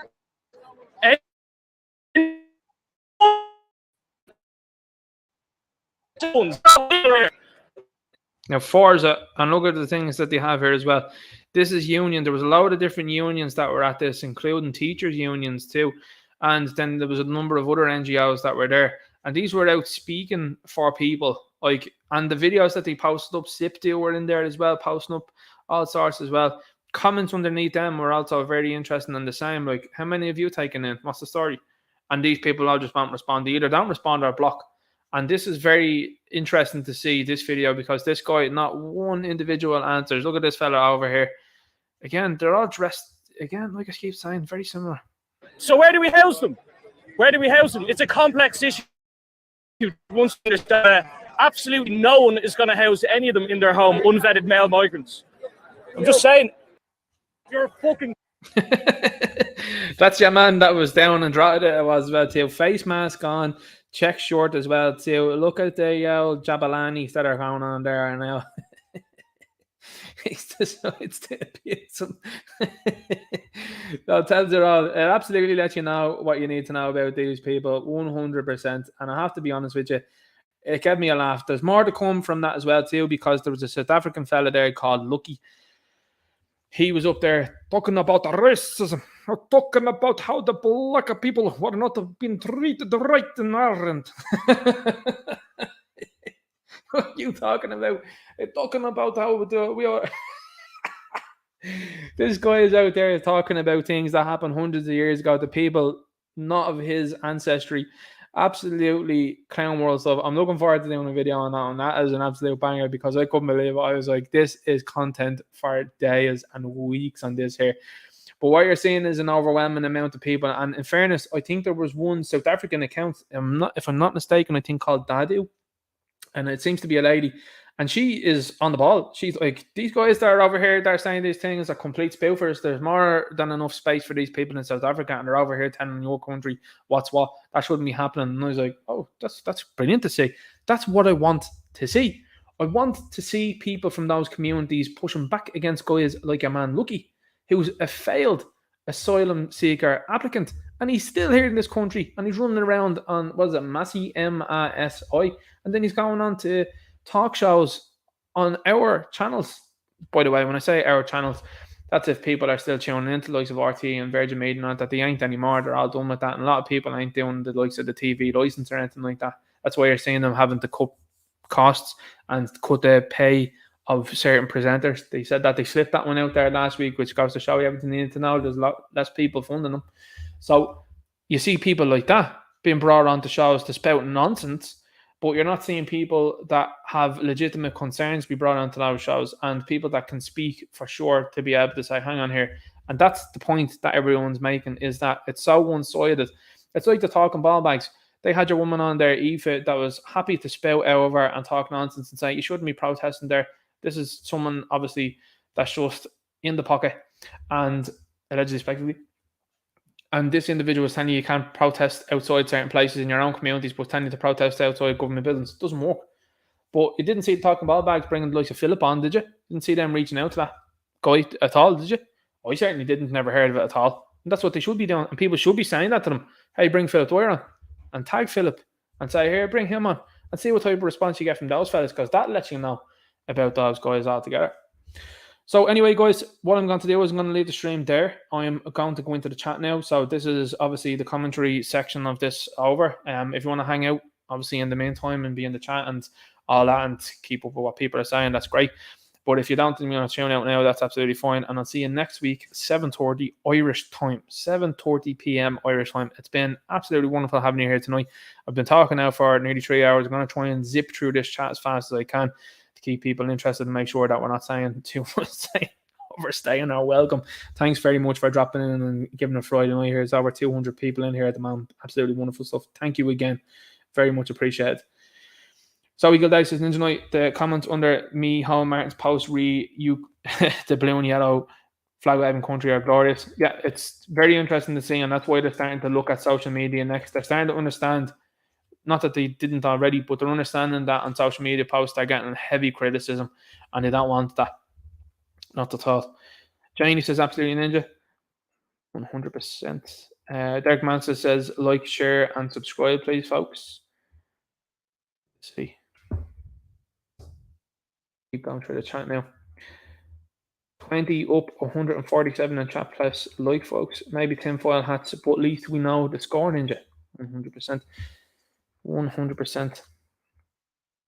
Keep going now through the chat there. Steve Dixon here says, go on the Ninja Knight. People don't realise, says Zoe, the gravity of it all. Sinn Féin have betrayed everyone who's ever given their life for Irish freedom. It's disgusting, and I hope grifters like Mary Sue might not Lewis. Well, here's the thing. You need to be running elections against them. That's the important thing. And I've said it before as well about people. If you had about 5 people maybe, that entered into Sinn Féin and just stuck together and had a money person behind them, or was one of them was a money person, you could turn the party around real quick. You know, I think that's also something that needs to be looked at and talked about too. Siobhan's in here says, good man, Ninja, keep our lit. Much appreciated. Jane says, yeah, the like for Ninja and IE. Nosy person says, Ninja Knight, have you seen the video today of the girl with the Bandera flag wrapped around her on O'Connell Street? No, I didn't see that. Didn't see that at all. Probably will eventually though. Things do get around after some new flowers like Hungarians! Exclamation mark, and then like a minute later, lol. I knew what I was playing at there. Don't worry. Nib says, what's the story, Ninja and the chat? Good to see you here. America for the Americans. America for the Native Americans is what I'd say. You know, I'm someone that's very keenly aware of what the Native Americans went through, and I'm seeing it as well. I love talking about Yellowstone as well, because when you see the Native Americans on it, and I see some people that talk about it, they say they get really upset about it, and I'm like, it was their land. You know, people rocked in there. Fernando Muricu says, Barry Calvin, what about Conor McGregor? Conor McGregor, for sure. You see, him being over at Las Vegas at the moment isn't a good time either. And it's not good timing either from the country's point of view. Obviously, I think there should be more people getting in touch with him. And they should be saying to him, here, listen, like, you need to make some statements. You need to start letting people know what the story is. Richard McKevitt says, Ninja Knight, Regina Doherty wasn't re-elected. She warmed her way back in. For sure, definitely. Regina Doherty not very well liked in her own constituency. Aidan Fletcher says, a very accurate comment there. National Party did naughty stuff there by removing Philip Dwyer. 100%, totally agree. But perhaps maybe a good thing on the whole for Philip, you know, because he's someone that will direct change, I believe. I'm not sure if you'd go back to the National Party. I'm not sure about that, but I do think, like, once you've been born like that, it's difficult to return, you know, especially if the contesting elections thing is a conversation within the party of who should be contesting certain elections. I mean, it's clear Philip is really liked. There's some other people are not really that much liked, you know. That's all I have to say about that one, really. You know my feelings on these things, guys. I still think that's a bad idea. But I do think that people need to be getting together and start, like, looking at areas and where they can win. Irish Red says, Ninja Knight Mohammed is most popular baby name in Galway City for 2023. Is that true? Is that from the census, is it? Eric Cloud says, Ninja Knight, the Irish mummies with the buggies made the Gateway Pundit. Brilliant. I love seeing that. The Gateway Pundit, brilliant it is. Big fan of them. They do some good stuff. Janie Ninja says, you have me laugh when you get the giggles, lol. I try and keep it suppressed as much as possible, but sometimes something happens and I'm just like, that's brilliant. You know, you have to have a laugh when it comes to these things as well, because The other side are very serious all of the time, and they take themselves really seriously when they shouldn't be at all. You know, these are people that are just jesters, really, pure jesters. People think that when they enter a castle that they become a king. They do not. I've seen an interesting comment there from Mark C. It says, "Did you hear Odysee Ellis waffle last Saturday? Joke of a TD."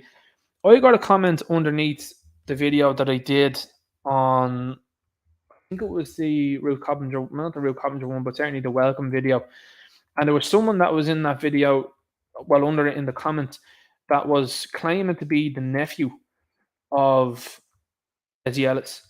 And this alleged nephew was saying, "I think a seat will be gone the next election."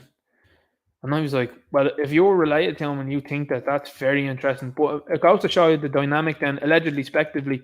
I mean, again, I have no confirmation of whether this fella, he said he is, but again, you don't know with certain people, whether this guy is, I'm just looking at something there, whether he actually is a relation or not. It is interesting to see that obviously if there is, we'll just take pretending for a moment that it is actually someone related to him. Could you imagine the family dynamic there? Where there's people obviously within the family that are like, yeah, bang out of order and you're wrong. And that could be across different parties as well. And I'm sure it is, but it does go to show you, isn't it interesting how none of them have broken ranks? None of them.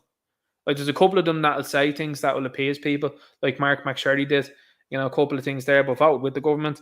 They've got others then as well, like for example, Willie O'D. He's another one that likes to come out regularly and say things. To me, he seems to be the buffer insofar as the public sentiment is one way and he comes out looking someone to be reasonable. And it's like they stick him out and they go on, Willie, you go out and say that there, and it'll kind of take the heat off us. Every single time. Just watch it. Willie O'D every single time says something that a lot of people are thinking and sort of eases the heat on that party. But if this guy is allegedly the relative of this fella, well, then that's interesting to say the very least. TDR Pete says, Ninja ethnic minority where I live. The travellers have brought up the whole place, beautiful properties, cars, clothes, and all. The bank won't give me a mortgage, and I've worked all my life. It's shocking. Absolutely shocking. Absolutely shocking. People talking about Mary Lou and her sister. Stuff. I was imagine that. It'd be like Robin Williams, wouldn't it, Mrs. Doubtfire? That's the only image that keeps coming into my head all the time. Oh my God, you don't like Robin Williams as Mrs. Doubtfire? Now listen, he was mocking and having a laugh at the time. Another statistic that came out during the week, I've seen it there as well. It tagged Salty in it, and I was like, here, have a look at this there. There was an incident that happened in America, and it showed the perpetrator of the incident. And just to put it lightly, the incident happened against someone that was a doubtfire, and this guy didn't like it. But then there was a video that came out during the week there, and it was a guy doing an interview. And listen, the guy that was doing the interview was similar to, we'll just say, Will Smith in the way he looked, and he was interviewing this person, and like Stevie Wonder would have seen that this person was definitely a doubtfire, but this dude doing the interview was like shocked and was like, what? But hang on, the person you're talking to is 6 foot tall with about a 4 foot wide shoulder reach. Like, what are you talking about? And talks like this. This guy was shocked. He was like, I couldn't believe it. But I was like, Salty, here, look, there's there's something that people talk about. Because that's what Salty had said before. He says a lot of people get involved in certain situations, we'll just say, and then they realize kind of like in the act, and then they get angry. And then that's when you see, Salty said it before, he's like, you don't see mugshots, he says, when it comes to these things. And then they tell you about incidents that happen. It's all a play. Nib says, Ninja, your 7 Dan's mixtape was good. I followed Dan for a couple of years. Knows the stuff about ordinary politics. Yeah, great stream. Really enjoyed it. Great guy. And he's been chatting in some of the videos since, and I've been in his as well. I always watch his videos. Very, very solid. Sheepdog says, Tommy saw the minute he signed on the dotted line for money, and he knows it in July. Well, Tommy's hearing big letdown. They keep talking about the amount of people that he's losing in viewers, and I mean that all just comes back to what happened a couple of weeks ago. And again, that's why the media are trying to steer it in the position that they're going in. They're like, oh, because it maybe offended some. No, it's because of the apology. That's why. A lot of people outweigh as I say, and as Spock had said, and it was something that I found interesting that Sentinel Prime said as well in Dark Moon. Spock said, the needs of the many outweigh the needs of the few. And what you're seeing now, I think, is a very big turn on what is going on and what has been promoted to you, which is completely at odds with reality. And I think with Tommy Tiernan, that was definitely a very clear and obvious situation that if the media were accurate about it, they would have told you, listen, this all seemed to have come straight after the apology. I think we can put two and two together there. Richard McCabe says, in Ninja they'd be lucky just to get in the dressing rooms. Worry about shower time. Shower time would be definitely another one that'd be interesting. Janie says, Ninja, you give it your best and we appreciate it, sir. Thank you very much. Very appreciate it. Leon Cortes is in here. Good to see you here, Leon.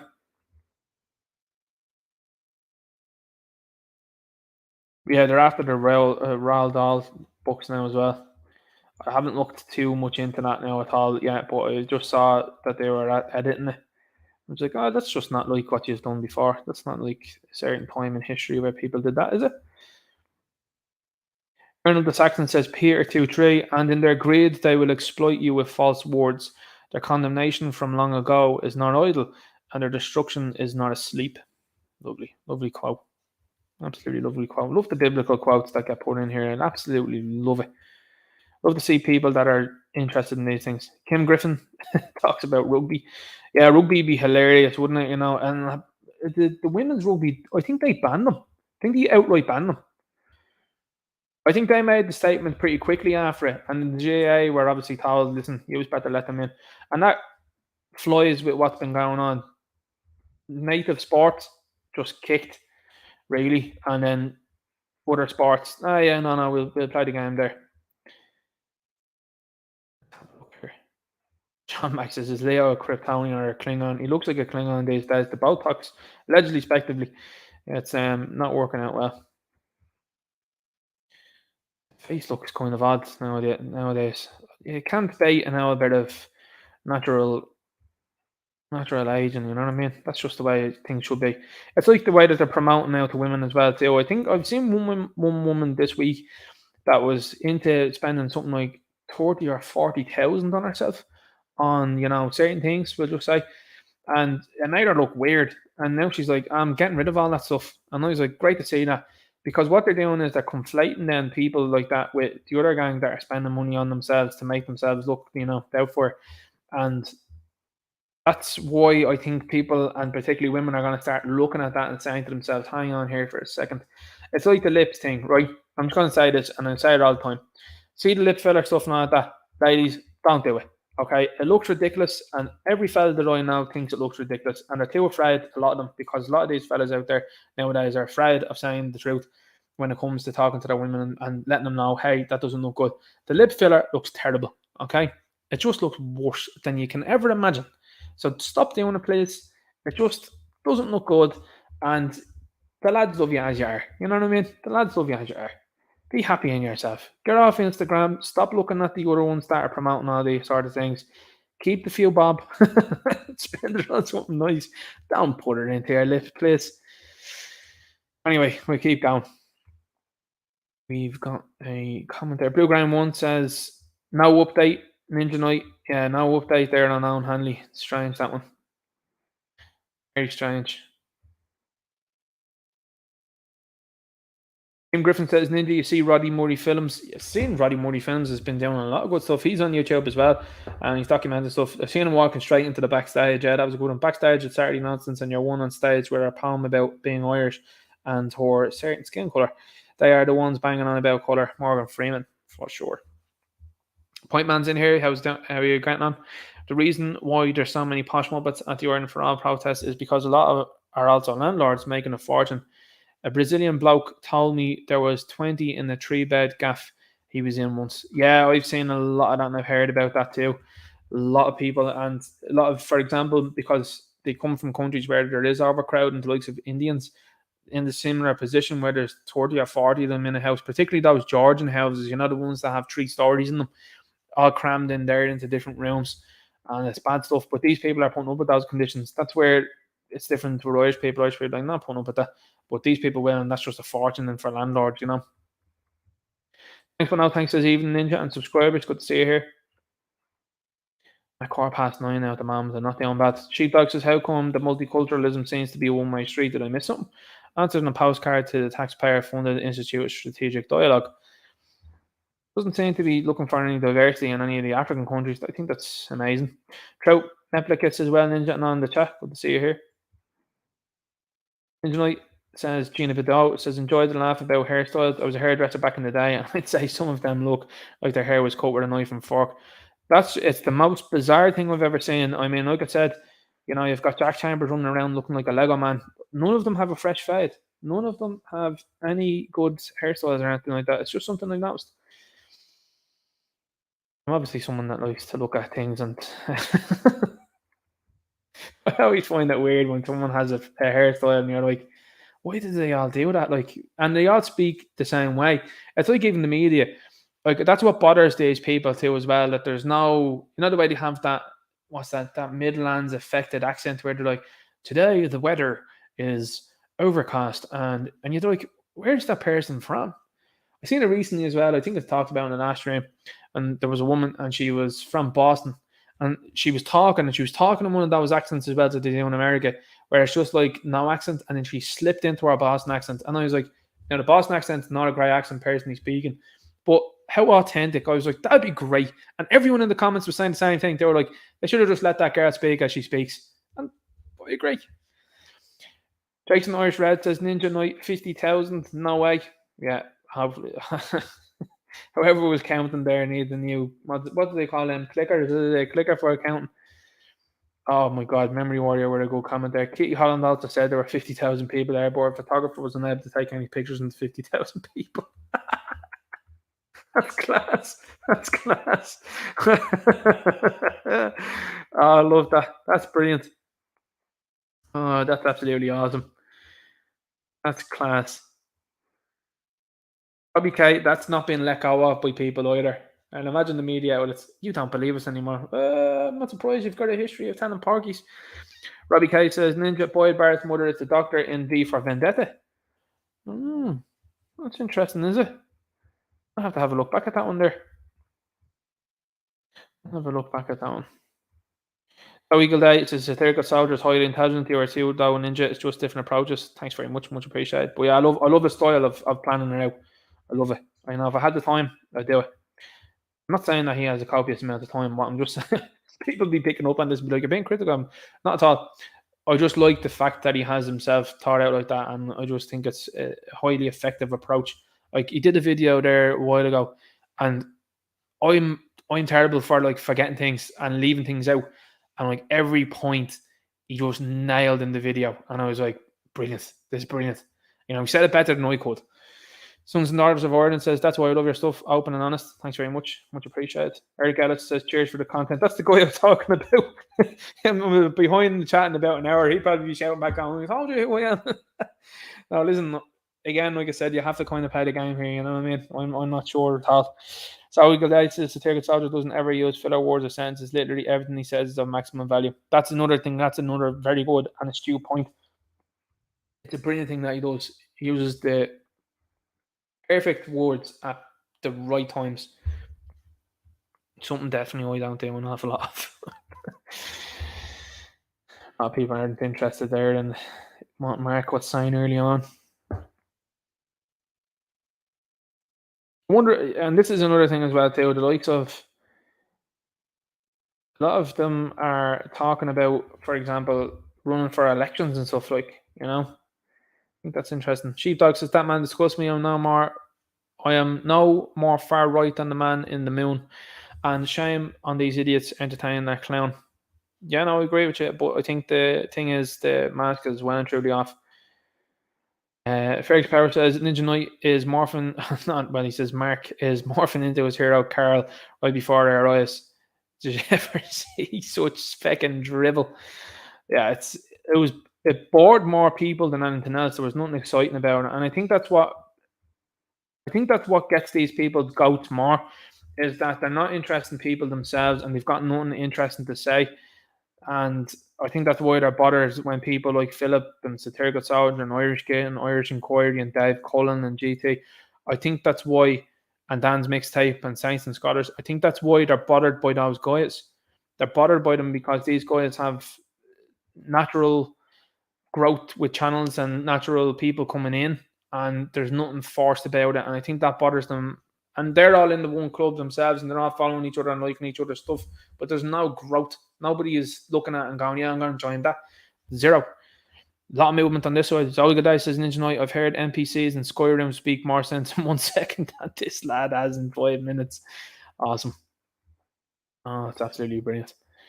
Yeah, accurate there as well too, you know. And as I said, if you had someone going in there that was on this side of the fence, they'd come in correct instead of going in there and counting around buzzwords and looking kind of boring. Like, that was the thing. I saw them and I was like, this is gonna be great. It's gonna really be out there, and then it's just like a wet fart. You know, that's really it. There's just nothing about it. Keep going through the comments here now. Comments are flying here through. I think I'm catching up now at this stage. 9:45. Still an hour behind. I look at this and I say to myself, it's probably about 10 to 10 on this, and it's like, no, still 10. Still 10. You're an hour behind. Jason Irish Red says, Ninja Knight, you're a legend. I'm in stitches here. I was at 9:45. I don't know what I was saying then. I have to go back and look. Chris says 218 watching, bro. Thanks very much. Good when people let me know how many people are in here.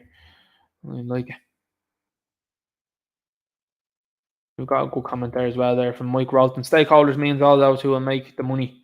Yeah, for sure. Stakeholders is an interesting thing to go with though. PDRP says, Ninja, you will never get through the chats tonight, lol. I always get through the chats. I always do my best. This is getting more, I will admit though, I have said it before, it's getting more difficult. When you've got 200 odd people in here and then you've got comments and all like that, and the comments is flying, it's real difficult. That's why it's real handy at the start when people have the @Ninja Knight. It just makes it easier for me. But I will say this, the thing doesn't highlight itself well enough, like for example when it's added, which would make my job a lot more easier, but you have to kind of just look out for it. So it's still teething problems. Richard McKevitt says, Ninja Knight, I broke the axle in my van the other day. Almost lost the van in the pothole. Yeah, this is the thing, Rich McKevitt, there you go. Like, I've said it, I mean, perfect timing. Said it in the stream, like, people having bad accidents with cars and all that, not a jot given about it at all. Not a care in the world given about it. And there you go. Like, bang on there. Yeah, and quarter fair play to their quarter 10 says, if you have a question for Ninja, make sure to type Ninja Knight. Thanking you. Much appreciate that on there. Leanne helps out. It's nice to remind people too as well, because some people do send things in and then they don't get answered and they're like, oh, it didn't answer me. I get your point. I'm on the wavelength there, guys. Pen 15 says, I know what you're doing there, by the way, that name. That's a good one. You're not from a working class area if you don't hear scramblers on Christmas Day in Ninja Knight. You're absolutely correct. I love, you know, that story is there. Dennis sends 20 says, keep up the good work. The pushback is on more and more, and people are being red pilled. Great to see. Thanks, Dennis. Hope you're well. Hope your mum's well as well too there, man. Much appreciated for you jumping in here. Hope all is well with you. Dennis is a guy that's been in here a while, and he's a really sound guy. And the thing is, he's been a long time in here and been good mates with some of the people in the chat. It's great to see. It's great to see the love in the chat and people with each other. It's great. It's absolutely amazing. It's great atmosphere. James Tate says, Ninja Knight, the video and audio on are breaking up on the clip. Not sure about what that was there at the moment. I hope it got done okay eventually though. You know. Yeah, Pen 15 says, notice how it all started to ramp up when they came back from Switzerland. Everyone knew that was going to happen. It seems to be they got the marching orders then, and then they come back and then they do what they're doing now, you know. But there's a lot of things in play, and I'm saying that even during the week to people. X-Late TV, great comments, says legal immigrants need to get out and protest as well. Sure, absolutely, fully agree with you. And that's what I'm saying to you about these communities need to come out as well and be like, hang on, we're on the same wavelength here. And that's another thing. When people protest outside Radgar's house over the lockdowns, and there were people there that weren't from this country. And the media had a real difficult time with that because they were like, oh, there's a couple of people there that don't look like they're from just Ireland. What can we do? And they couldn't say much. James H says, Ninja Knight, Truth Media t-shirts, I'll buy that. Much appreciated. I'll have a look into that one. I do have Teespring attached to the channel. I always say it as well too. I always say, hey, look, I'll drop the comments and the links in the description below as well. I always drop it in the comments then to let you know where I'm at on social media. I appreciate the follow on the likes of Gab. Highly appreciate it. Steve Dixon sent the 5 super sticker. Thanks very much. Much appreciated. Thanks, Steve. Thanks, but no thanks. Says, did you know some blue and yellow flag waving people come here and have rented their homes out back in the blue and yellow flag waving country? Wouldn't surprise me. So there's a group there. There's a Facebook group. You know, that are there's a lot of stuff going on in that group from what I've heard. Human Date says, Ninja Knight, remember the scene in V for Vendetta when the cop does something very negative to the little girl with the paint can? Didn't work out well for him. No, it didn't. Jason Irish Red sends 5 says, great stuff again. Thanks very much, Jason. Much appreciated. Very appreciate that. Much appreciate that, I should say. John Goff says, don't give Robocop a boomstick. Could you imagine? Look, it'd be bad. Dennis Carney says, look, in the gay world, open relationships are accepted. Not my bag. I must admit, it's just more accepted.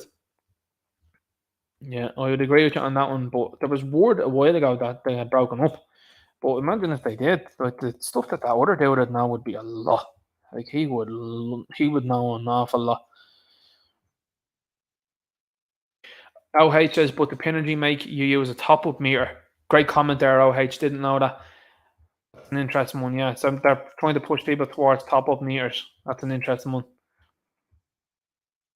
A lot of people saying the same as well to me there when I'm a Jidabad or whatever they were called in a reef. Just, yeah, send them home. Just on the way. If you're not liking it here, and off you go. I think a lot of people feel the same way. And you see, this is the thing. A lot of people are saying that. They're just like, no, we don't wish any ill intent or ill harm or anything like that on these people. But I certainly don't. And I know a lot of people out here feel the same. They're just like, no, just send them back home. That's it. Like, go home. And that's what I say. Just go home. You know, if I was in somewhere and I was feeling unwanted, I'd go. I said to you before. I said it before that when gyms and restaurants and pubs and all that wanted to deny me, I was like, and local shops and stuff like that, I know as well as you will, playing into the game, I just wouldn't go back. It's like, I'm not going to support that. You know, that's what's me. I certainly won't walk into certain pubs and shops ever again. And I've stuck to that. You know what I mean? And that's just me. No, not everybody's the same, and I get that. But I've just been that way, and I've been that way now for over a year. And I'm like, no, I'm not giving money or business to any of them. Jason Irish Red says, Ninja Knight, please try saying the tongue twister, a box of mixed biscuits in a biscuit mixer. Boom. Bridget L sends in a quote, or not a quote there, in a message and says, worked in a school during the sniffles, and the principal constantly interacted with Mark on Twitter, criticizing the teachers who are anti-mask and anti-Jabberwocky. Well, there you go. There's something from the inside there. Fair play to you, Bridget. Much appreciated on that one.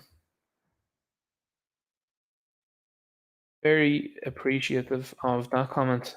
It's good to see people in that profession starting to come out as well and say, hang on here, what's happening with the curriculum and what they're trying to implement into it. That's why the questions from Ben, even the other day, were really good, and should start a talking point where everybody, everywhere, to say, hang on, do you think this is right here? Robert the Bacon says 210. I don't know whether that's 212. He said 210, and Blue Graham 1 came in and says 212 likes. So there you go. 212 likes in a stream in the evening. Blue Graham 1 at 7 minutes past 10 says, you have hit the 5k ninja. Boom. Thanks very much. 5k subscribers. Thanks very much, guys. What a milestone to hit tonight. Thank you. I'm delighted to do it live. Blue Graham 1, that's super. That's absolutely super. I appreciate that. That's unreal. That's crazy. Just really, I can't really believe that there's 5,000 people. 5 people. I actually can't believe that there's 5 people found the channel, let alone 5,000. That's crazy. Carly O'Connor is in here, says, Ninja Knight, Mr. Knight, the clown world is upon us, playing pure messing about with their shenanigans. Absolutely. There's shenanigans going on all over the place. Shenanigans everywhere. Eric McMahon says they call it 15-minute city because they can't call it a camp or a ghetto. Leanne Corder says Ninja 90 on accent. Woo, love it. I hope I'm doing better with the accents now. Kim Griffin says, Ninja, you getting tired? I'm 40 minutes behind the chat right now. Clep Boland, exactly Ninja in parts USA also. Great commentaries. Great. I'd love to spend, like, it would be so easy to just spend the entire night reading the comments because the comments are just full of absolute wins and great commentary from people that are in here. Love it. I've seen that Harris there as well too was trying to slip in this, when they're talking about, oh my god, the hate stuff, and they're trying to put in the illegal immigrants. And I was like, can you imagine? But that's the clown world you're living in now, where they're like, we're going to put them under the banner of that there. So the people that are engaging in criminal activity that enter the country are not going to be penalised for that, but the people that are pointing that out, you're going to penalise them. Anyway, it's a bad idea. I'm saying. This Ministry of Truth thing is getting off the ground as well. People talking about that big time. ICXCNIKA. I have no idea how to pronounce that. So 153 out to 100. Not a bad ratio. James H says it's human nature to take the easy paths. That's why they're all flooding over here. Our social is like 3 months paid for them. Yep. It's easy for them to move over and then to claim whatever they want, and especially how it's freely given. If you just shut it off, most of them wouldn't come. Patrick Scott says, thanks, bro. Really enjoyed the live stream. Janie says, thanks, Ninja. Thanks, all. God bless. See it.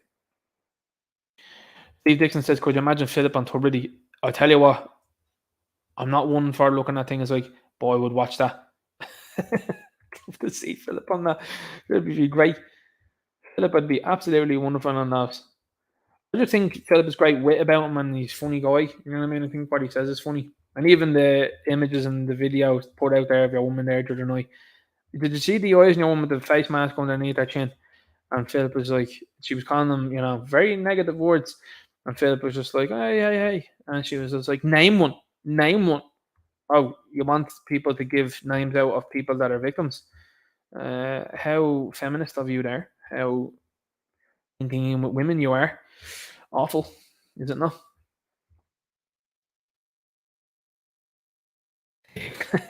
Daniel's in here, NYNWA. Get that out of here. These Liverpool things. Yeah, but you never walk alone. It's a good sentiment. I do like it. I will say, I do like it. Wasn't it Liverpool? Wasn't it Celtic that took that from Manchester United, and then Liverpool took that from Celtic? Am I right in saying that? United had it first, didn't they? Pen 15 says the lefties are basically the kids you bullied in school uniting together in Ninja Night. Yeah, that's actually true. A lot of the goofs that are out there that wouldn't have been involved in PE are the very ones that are out there have been like, oh, look at you guys. St. Patrick Scott says, Ninja, it's like these politicians are part of a cult. Yeah, absolutely. Krishna Hearn joined as a new member. Much appreciated. By the way, I just want to say, big shout out to the members. Much appreciated. Thank you for being a member of the channel. Highly appreciated that. Nip says, great night, Ninja. Thanks very much. What else have we got in here then as well? Dan's mixtape is very good. I subbed to him. Jordan Lockdown, very intelligent man. Yep, I liked him. Great chat it was. Very chilled. And just, very easy to talk to. Galbum says, Ninja, you're best to have the opinions of Zoe well clued in. Absolutely, 100%. Keep on through the chat here now. And Bart says, thanks, Ninja. Catching up now, 10:44.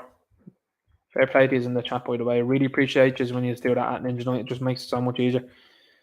I think I've gotten through this now in a record time. I think I've gotten through it now in 20 minutes tonight, maybe 30. Krishna Hearn says, thanks, Ninja. A lot of enlightening stuff tonight. Measured and tolerant as always. Typical right wing. Where's the pram? Brilliant. Krishna Hearn says, worked with a teacher, Jordan a scam, refused to wear a mask and take the juice. He put it up to the principal. Fair play to him. More and more people, though. I'm getting more and more stories of people all the time that stood up. Jason Irish Red says, Ninja Night, I thought I'd trip you up on that one. I got it in one. I didn't do too bad with that. Jerome Reedy sends, I hope I'm pronouncing your surname right there, Jerome, by the way. Congratulations on 5K. Thanks very much. Letitia Logan says you deserve it, Ninja. Thanks very much. Much appreciated. Dan is just after dropping the video there as well too, by the way. Just so you know, I'm at getting a notification for it. Steve Dixon, 5k, Yahoo, yeah, boy, yeah, much appreciated. Richard McCabe says, Ninja Knight Gript had a good interview with a teacher from Derry talking about the attack on Catholics by the loony woke mob in the schools. Schools is where it's going next, for sure. They are 100% going there next now to try and irritate people to the highest degree. Point Man says, my mate who was on a temp contract in Balmain Hospital is getting the boot now because he won't get the jabroni. That it's a full-time role. You're the only hospital enforcing it now. Balmain were one of the first ones out as well when they had trouble with that. When they remember they were giving out about them because they said that they gave them out too early.